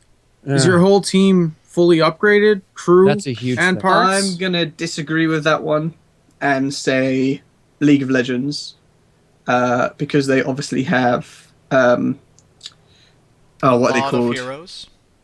If they not set up a heroes. tournament structure where everyone just Runes? gets fully upgraded, Otherwise, sure. it's everyone runs stock. No. Right? or stock or No. whatever the case is. What about those not the talent tree, but the like quills and The stuff? runes. Runes and masteries. Well, all professionals have that shit. Right, but Exactly. that means that. Well, then why wouldn't you say that about War Thunder players? Surely all professionals would have all their stuff maxed. So what's the difference? No. I don't have all my shit max. I've been playing this for over 2 years. But if you were told what the planes were, you would surely go and max out those planes, yes? When they do the so I gladiator need to tournaments, play they for tell a you month to prep for a fight? Well, actually, Doctor, Well, it's kind why of funny wouldn't you? because the gladiator events, they actually like advertise them like 2 months in advance, and they give you the list of planes you're going to go Well, and that's play with. good. Yeah. So you do have time to grind and spade them. Now, I Yeah. don't know if in the because Adam, What about acing Adam, them? you and That Andrew actually costs money. Yes, I've also competed in them. Adam played in So, yes. one of them. So Yeah. is acing Do your they plane run pay to stock or win? do they run spade? Spade, obviously. They run spade. Okay. You wouldn't dream of not taking. If you didn't have that plane, you would veto it. Like No, if you didn't have the do they- plane. Do they have rules of where No. it has to be spaded? No. But what I'm saying is that if you didn't have that plane spaded, like if your team didn't, the strategy would be to then veto that plane, because your team is going to be instantly at a disadvantage. Yeah. So you would just say, no, I don't There's want to a play that draft plane. system. Like you have 3 pools of planes, and now we're talking specific here, guys. It's the gladiator tournament. They have 3 pools of planes, and each pool has 3 planes. And there's so each team removes a pool, and then they remove a plane inside the last pool, and that plane that is, still there is the one they play with. So there's a bit of strategy involved in the removing of planes. So that's why I disagree slightly with you would have to have things spaded, because if you're going into a tournament and going, I really want to be the most competitive I can be, you would practice with those planes. By practicing, you would get them upgraded. Upgrade would mean that you would eventually spade them. What about acing So- them? Well, that would be acing them. Spading is acing. Acing No, Oh, you turning saying your with- pilots to aces, that costs Ooh. money. Now we're talking about that. That's I don't know how actually a much small of a element of pay to win. But Crew. still, that's one crew that you might have flown with a lot of planes before, and in the gladiator tournament you will only be using one crew, so you could work for that too. You can extend your crew via its skill via Golden Eagles too. Yeah. You can That's ace what I'm it. saying. My But point again, is they any need pro a would do tournament that. structure that's equal for everyone. And they don't have that. Yeah, they don't. You're As right. far as crew points, upgrades, the upgrades for the planes aren't too hard to get. On jets, they take a really long time. Really, that takes a lot of time, man. And like we they haven't need seen an any actual. Jets in they've a never done tournament that. yet. They haven't done a I think no. Did they not do one? There sure was a Sabres community. There was a community. Some community guys who were like not. I don't know if they did it. There might have been one Jet tournament and that's it, and it was not really big or it wasn't that very promoted. No, it wasn't like sponsored by. No, it wasn't. Yeah. So the big official tournaments we've had, that's been with big prizes and all that, has been props. And I mean, that's been, again, going back to trying to keep it on topic as much as possible. With Twitch, that was advertised a lot on their social media. That got a lot of hype and attention. There was, I think we even did on the previous one we did a giveaway, but on the most recent one we didn't.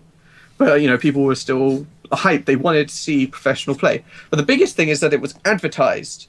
Like, a lot of times, War Thunder just doesn't even advertise the fact that there is any kind of gameplay or anything on Twitch. Like, even when Star Citizen sort of came out for the first sort of time, they were like, look at all these channels that were doing it. They were saying, go have a look at these guys because they're doing some really cool Star Citizen stuff. Like, you don't really see much of that from War Thunder. The only just saying, promotion Gaijin does for Twitch has... as far as back as I can remember, has been for the sponsored Golden Eagle giveaways. I mean, look at, as Pentakill said, he gets asked loads of questions about what's the best plane, what's the best nation, and you get instant feedback either from chat or from the person who's hosting about what to do and what's the best thing. Like, having, if you're new to the game and, as you said, there's a massive learning curve, you don't want to have this daunting task of trying to figure out what's the best way to go. Like, you might not, you obviously don't want somebody to hold your hand the whole way, but if somebody can point you in the right direction, you'll probably have a much better experience, more likely to stay and keep playing. Yeah. And I mean, wouldn't that be something that War Thunder would want to promote? Is loads of people? I think Gaijin would be saying, I think a big part of the problem with getting, like you say, getting people growth in the game is the learning curve. So why isn't Gaijin saying, hey, there's really knowledgeable streamers on Twitch that can help you get past this learning curve? They need to set something like that up. And I don't know if they've ever done it, but I've seen games that have less viewers. It's the featured game. They put it right at the top row. I don't think I've ever seen War Thunder's.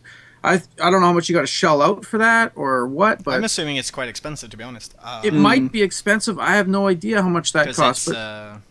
I mean, if they want their game to grow and get a bigger base and make some more money, I'm sure they do. That's something. Why don't they pay for promotion there and say, "Hey, go check out these great guys. Get the streamers that have been streaming this game for years, helping everybody. People need to learn. There's so much to learn. Why don't they say, "Hey, I know there's a learning curve. Go check these guys out on Twitch. We're going to be giving them some eagles." I know they've been doing that for a while, but they just don't push it at all. I guess it's time for me to mention one of my long-time ideas that I wish and wanted someone at Gaijin to do. Maybe this is so middle of the podcast that I'm not sure that I'm not sure how good our reach is. I'm hoping someone at Gaijin is listening to this. Someone who might think this is a good idea someday, in the future. But first of all, unfortunately, I don't think there is anybody who is working the social media of Gaijin that is, in a position where they feel that they can do what they want to do instead of what they're being told to do. You know what I mean? Like, I don't think their PR department's nasty. Yeah. Yeah. The what did you call it? The PR, public relations. Yeah, exactly. Like I feel they're missing a skilled individual that knows how to run PR and social media. With their with free reins where they can do something without having to ask permission or being told what to do. So here's one idea that I think would do so much. And hey, any game developer listening to this, if you have a Facebook page, please copy my idea. If you have a website, copy that there too. Like, this is a simple idea I feel every developer could do that would just be a nice service to so many people. And here's what it is. Have someone who's responsible for PR and social media be looking at Twitch a little bit on your game directory, spotting some of the people that stream your game. Okay, then have this guy approach them through private message on Twitch, for example. That's a great way. That's how you approach most streamers. They will read them within a few days, and if you're a game developer, they will reply. So what I'm thinking is that why isn't there like a weekly featured streamer, like just a post, like send them four basic questions, like how often do you stream, what's your what game mode do you play, what's your favorite nation playing, stuff like that, maybe. What could people expect on your channel, maybe that, and just on your social media or website, like this weekly featured streamer, maybe Ecoke, great streamer I've just seen lately, from Switzerland.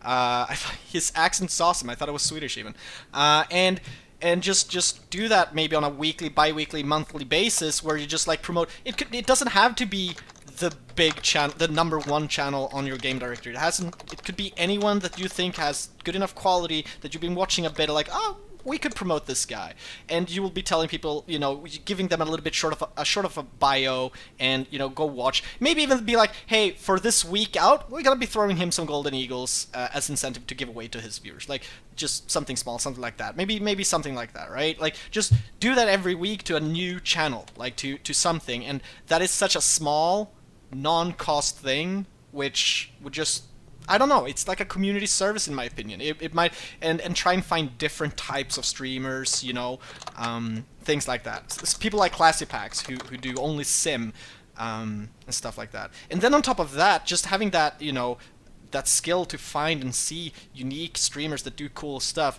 like Classypax, who freaking every week sits there, teaches people how to play sim.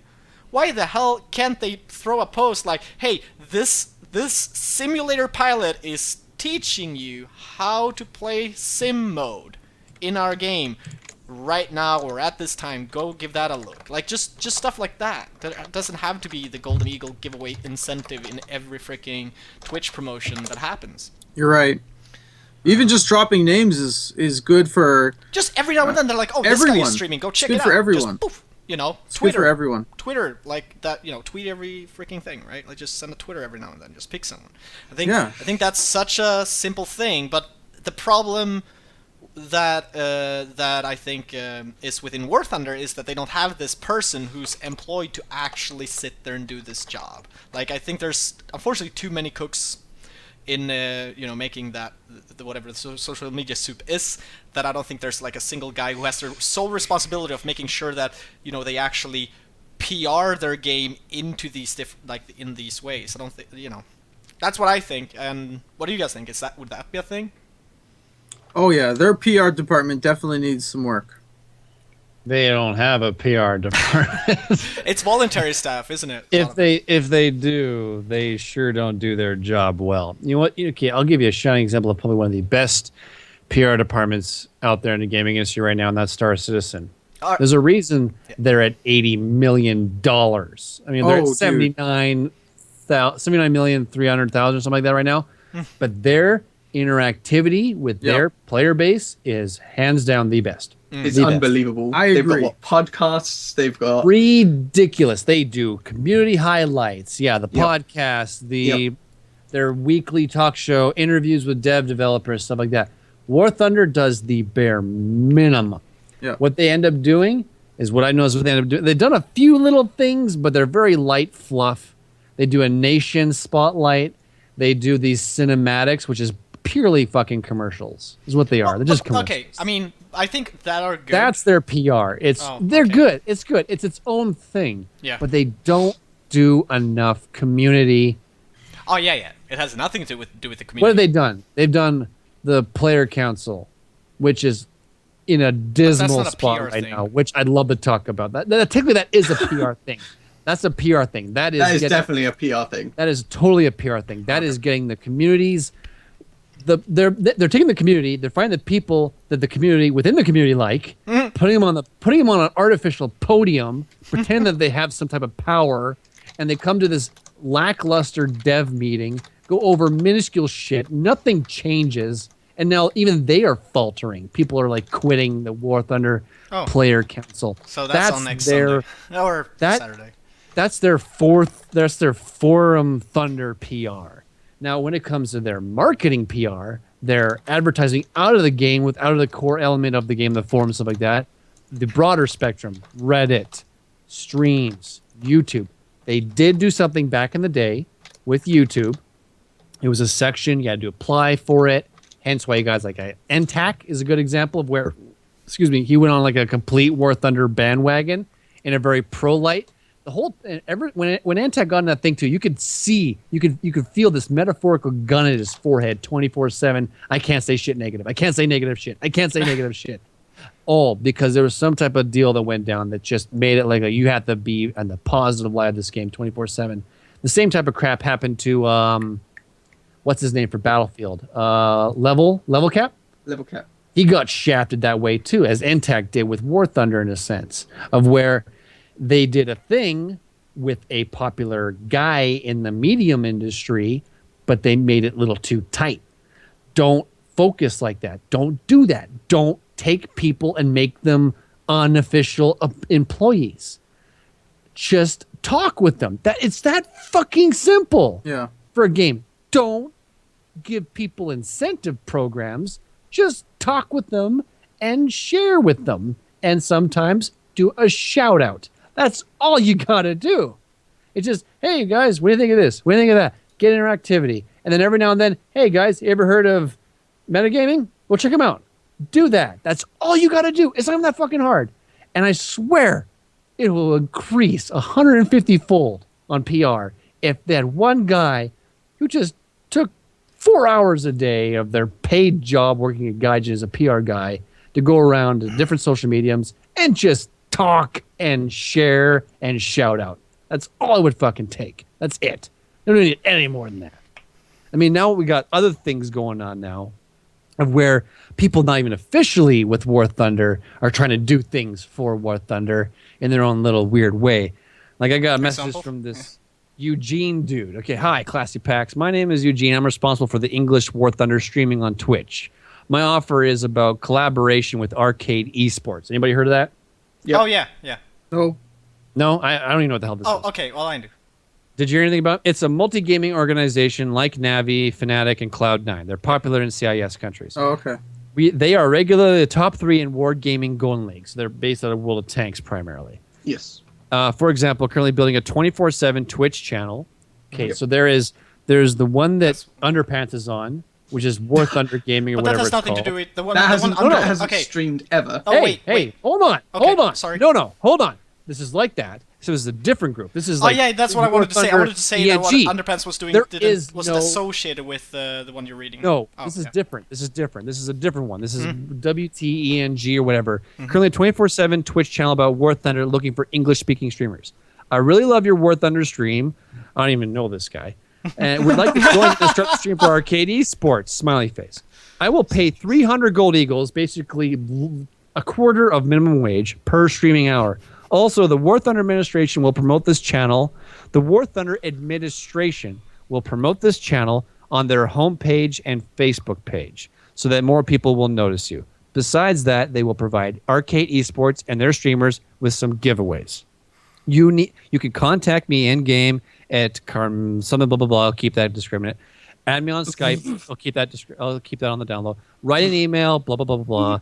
We can further discuss the matter. You will need to stream War Thunder on their Twitch channel for 2 hours a day or less if you can't stream every day. Additionally, you can rehost the streams to your Twitch channel so your subscribers, they say your subscribers, so that you can see all the streams too. So what do you think? This is weird. This is not the way to do it. This is some type of a weird, dirty way of people working in a collaboration underneath one house, and you're getting chump change to do it. I don't like it. I don't like it at all. I don't like this. This method is weird. I would rather have it of where you do this is me personally talking, you do your own thing the way you want to do it, and if War Thunder likes what you're doing, they can advertise you for it. Instead of you having to give up your thing to do their thing for a small gain. Screw that. Yeah. That is stupid. That's pretty BS. When did you get... how old is that PM? How old is this PM here? April 21st. Okay. Alright. Wait, what month is it? It's April. May. Okay. So not that long. Yeah. So we've known about that for a while. I mean, all right. Okay, so no, I want to the idea You want to say? Yeah, give me a second. All right. Okay. So the concept of that, in my opinion, is good. The concept is sound. In a way, I guess. However, so this is like you said, like the organization behind that is huge in Russia, right? In CIS countries, like they're big in wargaming and stuff like that, and somehow they've they have some sort of cooperation with Gaijin then, obviously because of the Eagle thing, and they're setting up. They already have a Russian Russian channel like that, and they want to do an English one. So that's what they're doing, and they approached you to join the English one. Then people at Gaijin liked this idea. Like you said, Underpants started up a similar project with pretty much exactly the same stuff. So that's a second one. So now we have two projects trying to make two English... That's not only the two. No, wait, give me a second. Give me a second. Then you got Wiz. That's another one. No. He's not doing that. Give me a second. No, he is officially the War Thunder guy. Oh yeah, but he's not building a channel. That's the third one. He's not building. No, he's not building a channel though. But we're talking about this weird thing where War Thunder's talking to separate people doing separate things, and there's like no consensus. This isn't. This has like at least from Gaijin's point of view, this has not been them going to people like, hey, here's an idea, do this. Or please do this for us. So here's the thing. Even though it says War Thunder administration will promote this channel. Yes. No. Yeah. They are in cooperation with Gaijin, but the idea to make that came from the Russian esports organization. Okay. So they came with they came with the idea, and they ended up in a cooperation with Gaijin. Okay. Now, someone at Gaijin liked this idea. Okay. They thought this was a great idea. Okay, and they told the idea to Underpants, who's making the second one, alright? I'm not sure how that's going, but at least we've seen the post in the forums, he's making a second one. So we have two projects aspiring to make a 24/7 live War Thunder channel on Twitch. Two. It's gonna compete with each other then. Okay, great, smart. No, that's stupid. But that's what's going on. Now, maybe this Gaijin person also came with the idea to me and said, hey, we want Metagamingtv to stream War Thunder 24/7, it was exactly what you wrote. I read exactly what you read was presented to us. Where I went, oh hell no! Like later, I was like, I told them why all this was like, why I thought several things wasn't a good idea, and how I thought this wasn't like that. I discussed it with them, even though I didn't feel like they were taking any notes or listening at all to my opinions about it. But no, Metagamingtv is not going to be a 24/7 streaming channel, but we were asked to do the same thing. So they were aspiring to have 3 channels who were all going to recruit people and do what they said in that message, and have 3 channels streaming War Thunder 24/7. I don't even know where to get all those streamers to do that to begin with. Like, well, there's plenty in every area. There's going to be a guy who sees this as end of a. I just don't like I don't like the foundation. This will be an opportunity for some streamers. Yes, people who like that idea, be my guest. It's just. Can we sit down and talk about the concept then? The concept of having a channel streaming War Thunder 24/7 with variety of streamers coming on, maybe on a schedule that you as a viewer can watch and be like, oh, I want to watch this guy, he's on at that. Great, right? Like, I like the concept of it in the base foundation, like in that way. I mean, Metagamingtv isn't far away from that when it comes to streaming in general and broadcasting, me and Adam being the 2 guys right now, right? But it's, you know, there's not like a company behind us telling us which game to play and giving us, you know, pretty much monetization for that. We're doing what we want to do. We're doing our own thing in that same little concept there. But now they want to have 3 channels competing over the same viewers technically. That's not growing on Twitch. Like 1,000 viewers on one channel, or I don't know, 300 split across 3 is still the same amount of viewers on Twitch. It doesn't change. Like, you can't grow, like, you know, because look at Smite. Smite has this. The Smite developers has a 24/7 live streaming channel, streaming Smite, where they are paying money, salary to the streamers on that channel doing it. it's working for them. It's a great idea in that game. It's working, but that's an official channel. It's like everybody knows what's going on. There's no background like, oh, we're giving you the, like there's just open, here's how it works, here's what it is, one channel. But having 3 channels competing, nah. That's lack of consensus. That's Obviously, it's a bunch of chickens with their head cut off running around spraying blood on everybody and do this, do that, but no one's on the same page. It's yeah. I mean, They're sure, paying you like what is it? What's 300 golden eagles in money? Oh yeah, How much is that? I'm sorry. What is that? When I As you said, read below minimum wage. that's below minimum wage. Beyond minimum. Like it is here. Have some in-game currency, just to do this on channel. At least they let you self-advertise a little bit for people who care about that type of jazz.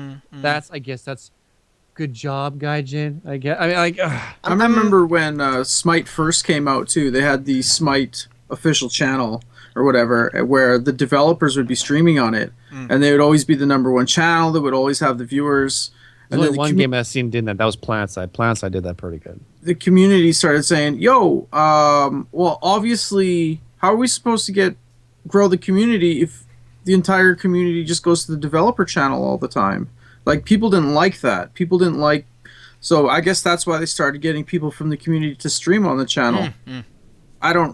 I'm not really sure what. I'm with you on this one. I'm with Adriel. The only time developers should be doing the streaming is when they are doing a PR talk. Exactly. When they're doing a Q&A. That's when developers should get on, talk about new features, Or maybe hosting stream an new official gameplay. tournament. Yes, or doing a development version that no one else has, only they have, so you can show off the shiny new things that are coming and answer questions about it. That's when developers should intervene with their marketing team, which is the community, for people who do the marketing thing. Not the slave labor marketing plan. Exactly. That Not they this trying to do. Join the pyramid. Get in the line. Yeah. You're this layer down the row. You know what I mean? We got the head guy up here. We made 3 pyramids, 3 people, or it's the one guy just spreading shit apart, and you can fight amongst yourself. Put a spoon in the middle of the room and say, who wins? Like, I mean, I've been told at one point too, hey, you'll be our War Thunder guy way back in the day. You'll be our North American War Thunder guy. I'm like, okay, what does that mean? What does and then they that never mean? talked to me again. They never talked to me again. I'm like, what is that? What was that? It's just very weird, man. It's so convoluted and milky and gray. They need to hire a guy who is just a face for the game. A face. They need a face. A real community manager, not like, oh, we have 3. You know, A guy. Yeah, no, they need a guy who gets in front of a camera and talks to people and answers questions Says, and "Here's- becomes the wall of flack that hits the game. They need that guy. Someone who's going to take the a brunt lot of it. games has that. They Someone have who's gonna- the face. A lot of of the games game, have that. You know, the face. Yes. Freak. War Thunder doesn't. They just have every now and then a Freak. dev blog with these like Freak, shallow yeah. guys who's going, and there's a translator. In War Thunder, you can do this. But they never have any fucking like We don't know engagement. who's talking, right? We never know who's talking. Exactly. We don't know who to just a- interview. Freak, don't know we who need to- you! Who? If you go like here's like we were at Gamescom, right? Like, and how, I don't know. They did a good job there. Obviously, they had 2 community managers at least at place. They had and again, I think that's a problem. You don't need to have that many community managers. You know, maybe, I don't know. But they you know, the problem I just see, I didn't have a problem because I already knew who to go to talk to because, you know, obviously, you know, being with War Thunder for so long, I kind of knew who was who in a sense after introducing oneself. But I'm just imagining, like, as press and media, who do you put the microphone to? You know what I mean? Like who is the person you're putting the mic to at a game convention where you want to ask Gaijin something? Like, who is the guy? A to PR tell guy. you? You hire those people. Yeah, well, You hire them. They put on that show. They do that. There's a whole league of people that just get employed just for that job. Whether they don't even give a shit what they're doing. They don't like, oh, what am I advertising? Oh, what's okay, cool. Learn a little bit about it. And the Tons of damage. Okay. yeah, and the passionate guys will get into it. But that's a PR's job. Their job is to put on a fucking shit-eating grin and answer your questions. That's what they're supposed to do. They're supposed to engage. That's their job. They're not making the game. They're advertising the game through interaction, gaining your trust. That's their job. Plain and simple. Now, another thing, like to spin this off a little bit here, like when it comes to like the people doing the promotion things, the people who want to do giveaways, the system they have right now sucks. Absolutely sucks. If I'm doing like I do a giveaway for patches, big patches, so that people can have some golden eagles, buy the new premium planes, celebratory thing. You don't even have to be a fucking follower. Just have fun, buy some of the new shit, cool new toys, have some good times. There is no good way to do that.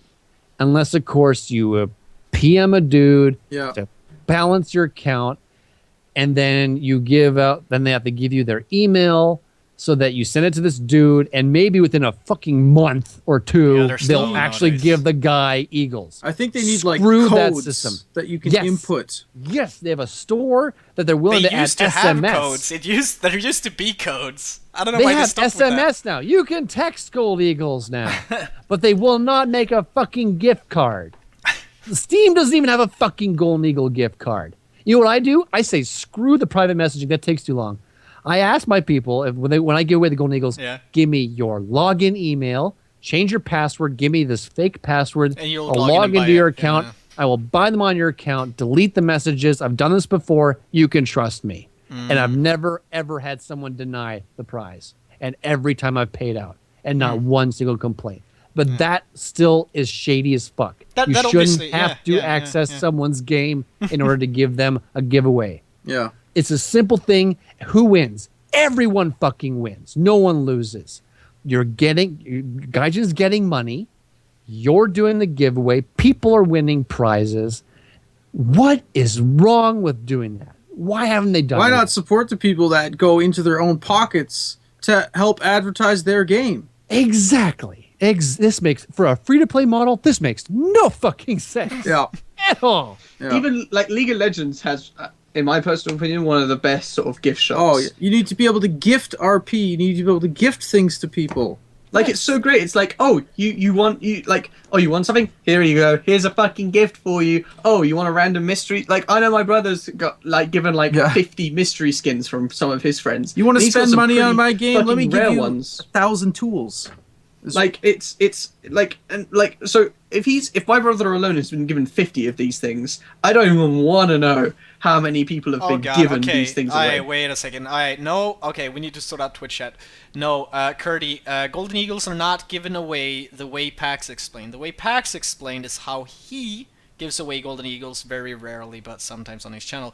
The Golden Eagle giveaways that you see happen on, I'm gonna mention the 3 channels I know. I saw Eisenhower doing it. 2 methods. 2 methods?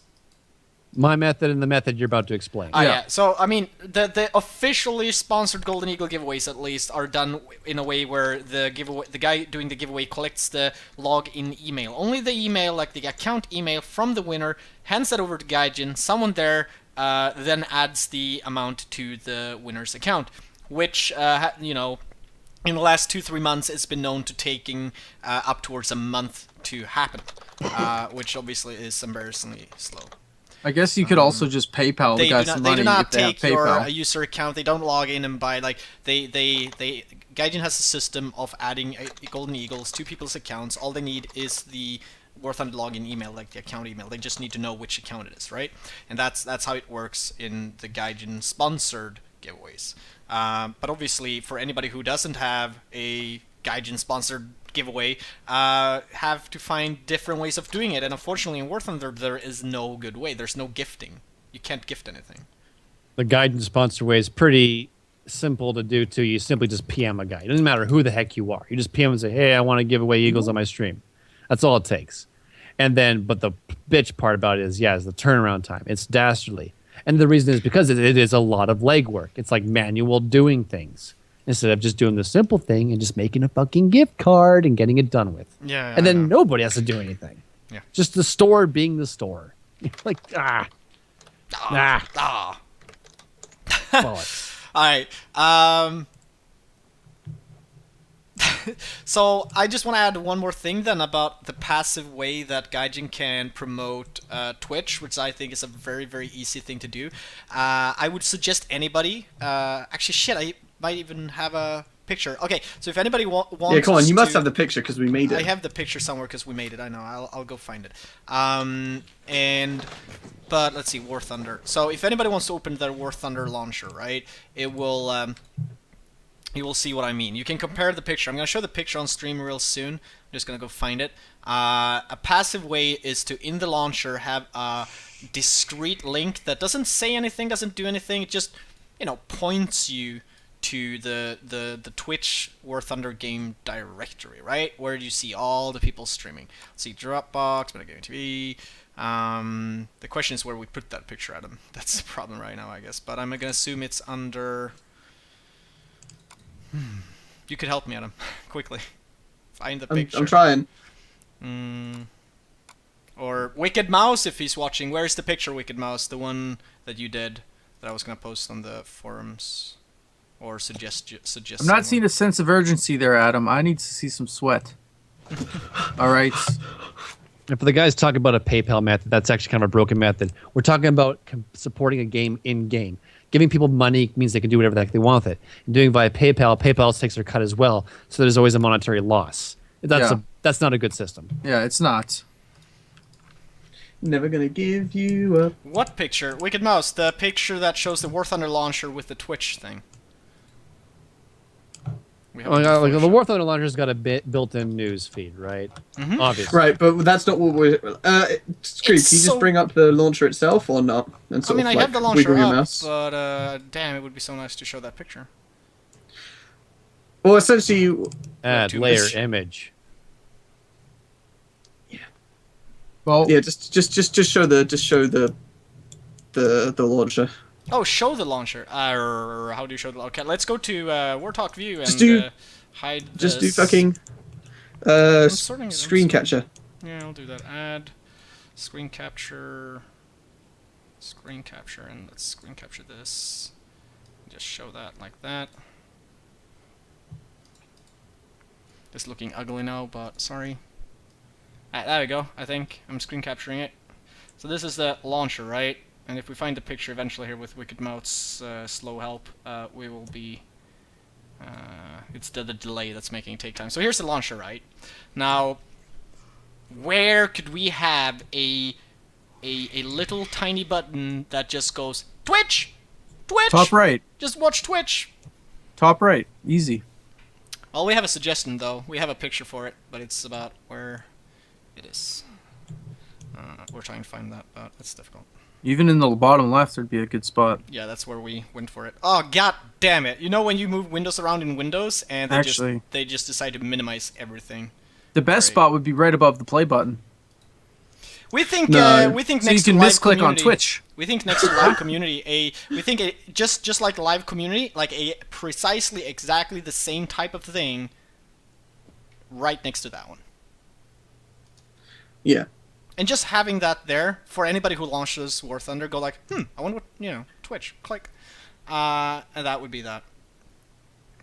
So something that just passively does it. You don't need constant promotion. People will see the button and go, do you know what? Why not? Eventually, I'm waiting for my patcher to launch. Or that newsfeed is just literally a web browser launcher. Oh, yeah. It right only there. puts the top things from the thing.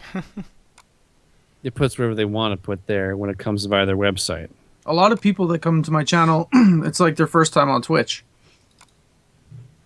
And it's like, hello, Twitch has been around for years. How is it your first time? This game has been on Twitch for years. How is this your first time on Twitch?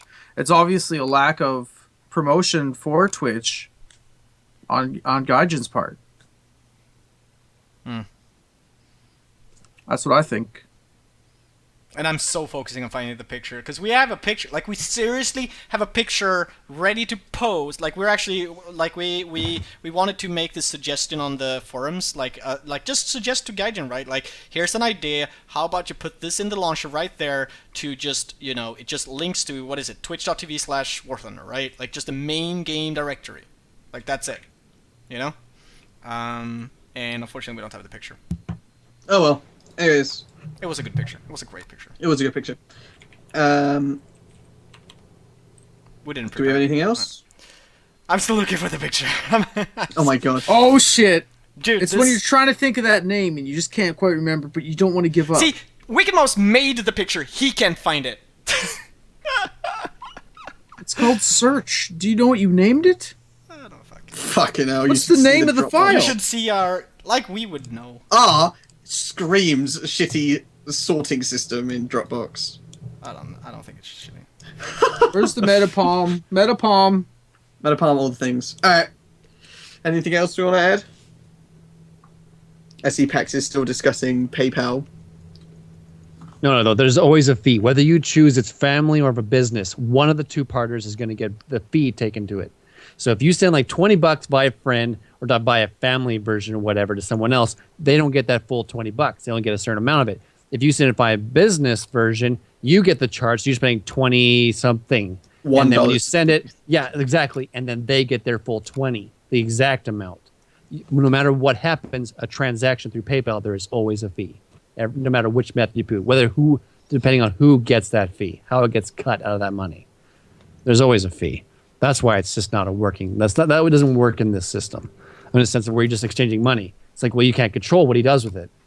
Because if you want to promote within that game, you can't control what he does with that $20. You'd be like, you can say, yeah, sure. And then he just goes over to Steam and just buys like a Counter-Strike chest unlock skin. I mean, like, you don't control it. Or some mods on Skyrim. Yeah, or some mods on Skyrim. Yeah. Well, All right, anyways. here's the picture. There we go. And I'm not. So this is. I'll remove the other window here, and I'll show this. Then I'm putting this there. So if you guys are watching the stream, you'll see on the delay here eventually the new launcher that we suggest. Like this is obviously a very quickly made Photoshop, right? Like you can see it's still the same picture, and like maybe it needs a bit more work, but this was made as we were kind of brainstorming and talking about how we thought that Gaijin could passively promote Twitch, and you guys seeing the feed? You see the yeah. So that's what we think. We think that would be a great thing. Like that's so simple, right? Just that button there. And they could do a lot of stuff like that. But that's so easy because to do. That is empty space. Right now in the launch, that is totally empty space. And it also makes sense maybe to have it there. You have the live community and you have War Thunder on Twitch. Yep. So that would be nice. I think that would be nice. That would be a good way for Gaijin, you guys, come on Gaijin, you're watching, right? To promote Twitch in this would probably be the cheapest thing ever, right? Like they would have to. Do they even need to ask an artist in their dev team to actually make that? I think it's almost like a copy paste, and they could just replace the picture inside of that little frame, right? It's basic. I could do it. You know what? DoctorPentakill could do it. So. If I can make that little picture for you, you guys, I'm sure they can whip something together. Mm. It would probably take them 30 minutes to get that. By the time we've done this podcast from the beginning to the end, they could have had it done. Yep. We should have had this as the first topic. Where's the button? It should be there right now. Well, I think that's a good way to wrap it up, though. I feel the conclusion to Twitch and War Thunder is that there's a lot of things that could be done in a more active way and a passive way to promote Twitch, which we all agree is a great PR platform for a developer's game, and just but overall, I think we kind of touch a lot on the PR situation with War Thunder, and that we feel that there's a lot of I want to call it positive points to be won with the community, right? In the way to do PR, where you want to just promote positive, good feelings, right? Just promote positive, good feelings, which is, hey, this good, great guy on Twitch learning how to play Sim on this Sunday. Go check him out. Learn how to play Sim. He'll be answering your questions about that, right? And just these, hey, you're new to the game. Go check out one of the streamers on Twitch. Just point to the directory, maybe. Just go check out some of them. Some of them are longtime players. They might have some great answers to your questions on what to do in War Thunder. And just spread some positivism. Is that a word? That's a word. Like something like that. Now. Right? It is now a word. But I think because when it comes to PR, a lot of the difficult things in PR, which I do know because I have a background in that, I've done a lot of that as a job, and it is to spread positive feelings. And that's something that is difficult sometimes. Like you might not even know what is a positive or negative feeling when you put up a picture, right? You put up a picture of something, and you might not even think, is this going to reflect a positive feeling or a negative feeling? And some people will look at it differently, and it's just one of those things. You wanna spread positive feelings, and I think just staying open and positive with the community in just being like, hey, check all. It could be a YouTube video you stumble upon, right, about your game that was hilarious, fun, made by some random guy who doesn't really do YouTube War Thunder stuff, but just made one video that's amazing, has maybe just 100 views, but maybe still, that you stumble upon that as a person at Gaijin, and then you just, hey, we should point to this, because this is a positive thing, right? And that's, I think, is something they could do a lot more, a lot better.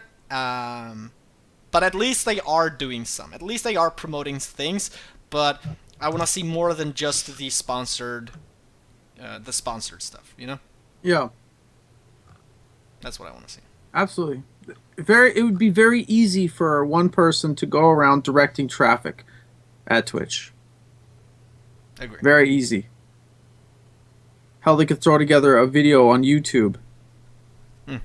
Exactly. They could, Alrighty then. Anything else? No? Yes? No?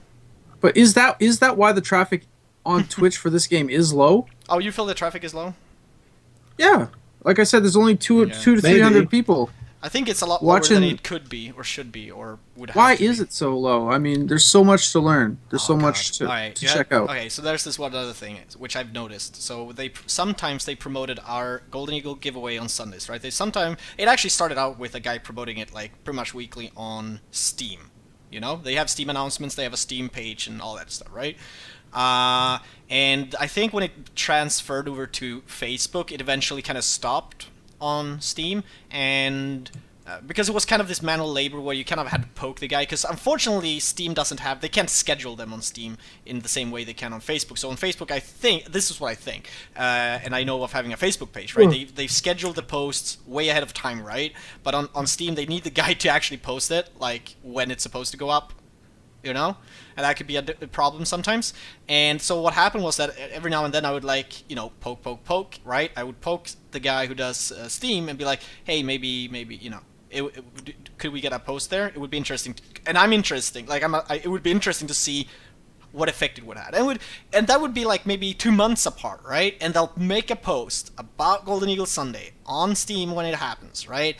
And I would see so many people who's like, I've never heard of this, because Facebook is its own place, Reddit is its own place, Steam is its own place, and by the time that maybe that's been 2 months, right? And they finally post about it again on Steam, like there's something happening somewhere. What I'm saying is, it doesn't have to be Golden Eagle Sunday, but this is my example of the statistics, is that by the time between the posts, there have been so many new people who found War Thunder, liked it, and followed it on Steam that they never seen this announcement before, but now they saw it and they're like, oh, Twitch, War Thunder, and streamers, and they keep coming back, a lot of them, to Twitch after finding out about, oh god, there's like a presence on Twitch with all these cool streamers, and it's all thanks to that one announcement they did on Steam.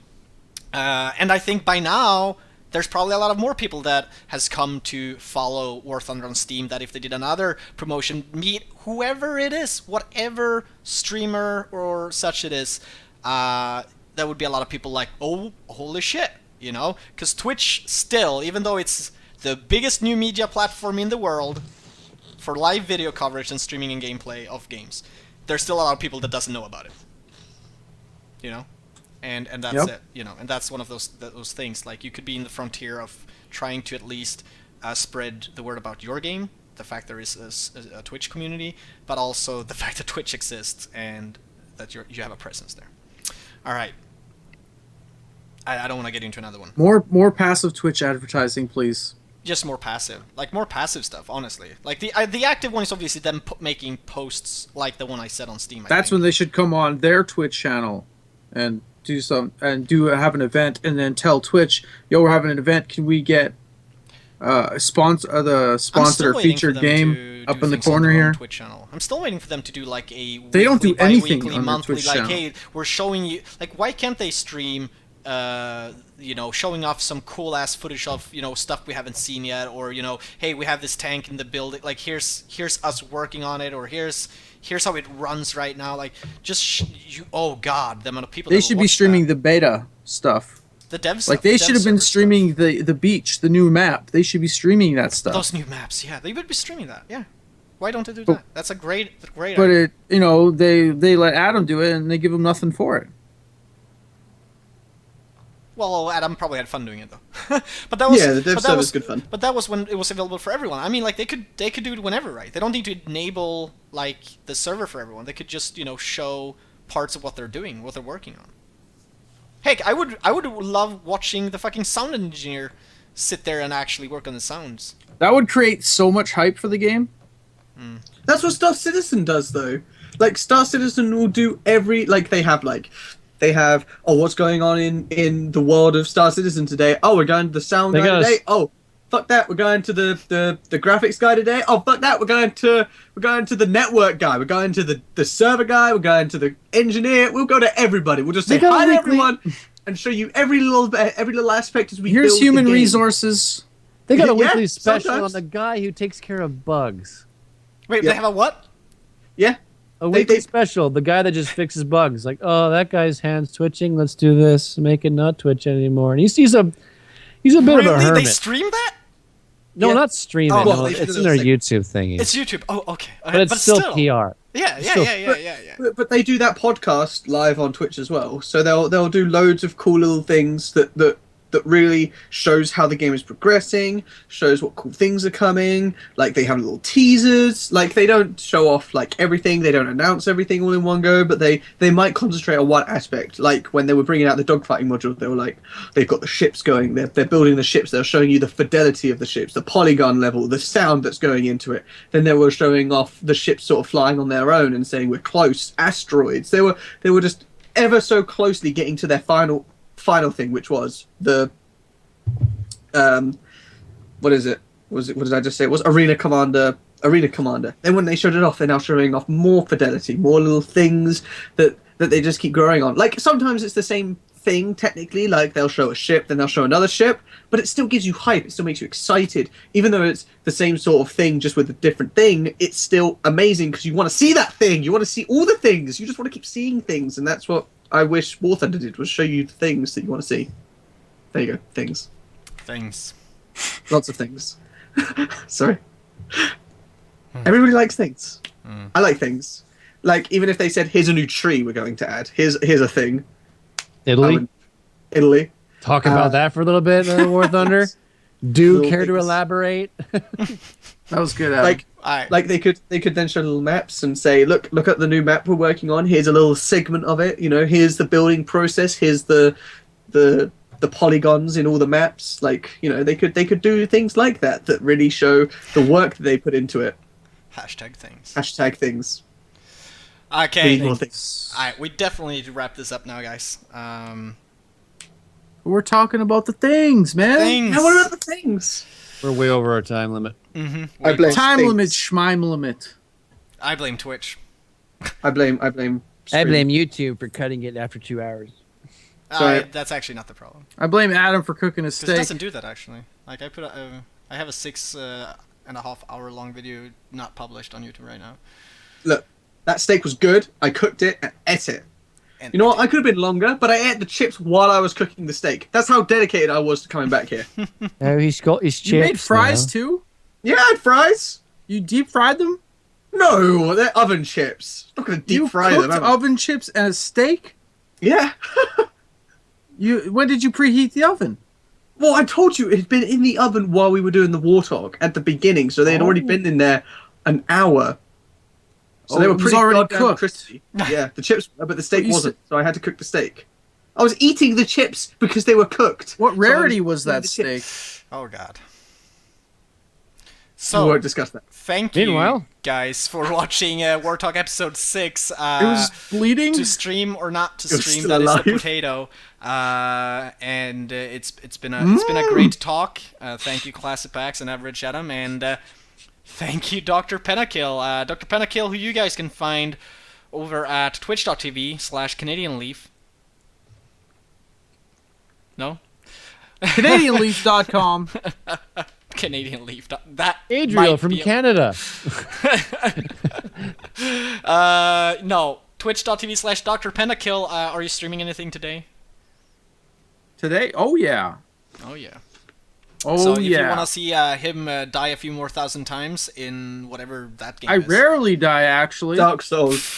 If I die, only I kill Not what myself. that kill counter says. Dude, I've seen that kill counter. I thought we were talking about War Thunder here. No, we're talking about Dark Well, Souls. I just said what you were Oh, probably I was going to be playing streaming. Bloodborne. Thank you very much. Oh, Mr. Bloodborne, whatever. Observant. Sorry, Mr. Reskin. Sorry, Battlefield Hardline. Reskin. Alright, we won't get bored. And Stop, new dev back up. blog post, guys. Go read that. Sherman with rockets, it's coming. Well, we knew that. I think we saw pictures of that like fucking months ago. Like Yeah, the Calliope. Yeah. No way they haven't seen it. So, anywho, thank you yet again, guys. If you guys want to catch Classypax, you'll find him over at twitch.tv/Classypax. And me and Adam, you will find on Metagamingtv. Are you streaming, Adam? No, I'm going to bed. Oh, he's going to bed. Oh, shit, it's I got late. work tomorrow. And tomorrow, Golden Eagle Sunday, Adam is hosting that for like the second time in Ever. Ever. Forever. Yep. And I am going away I'm back on Wednesday night. I come back with the train from the capital. It sounds like freaking Kappa? Till? from the capital. Doesn't that sounds like I was talking about? That's like that movie. I'm taking the train to the capital. So yeah, get ready for the very average Golden Eagle giveaway tomorrow. So yeah, You know what I mean. I'm going away for some days, leaving tomorrow. So I will see you guys probably by next week, and yeah, so I probably won't be on until probably next War Talk then. But anyway, have a great night. It's been a pleasure. It's been a good talk. Take care. Bye bye. Bye. Bye. Bye. Signing off from the Kappa, Toll. Bye. Bye. Bye.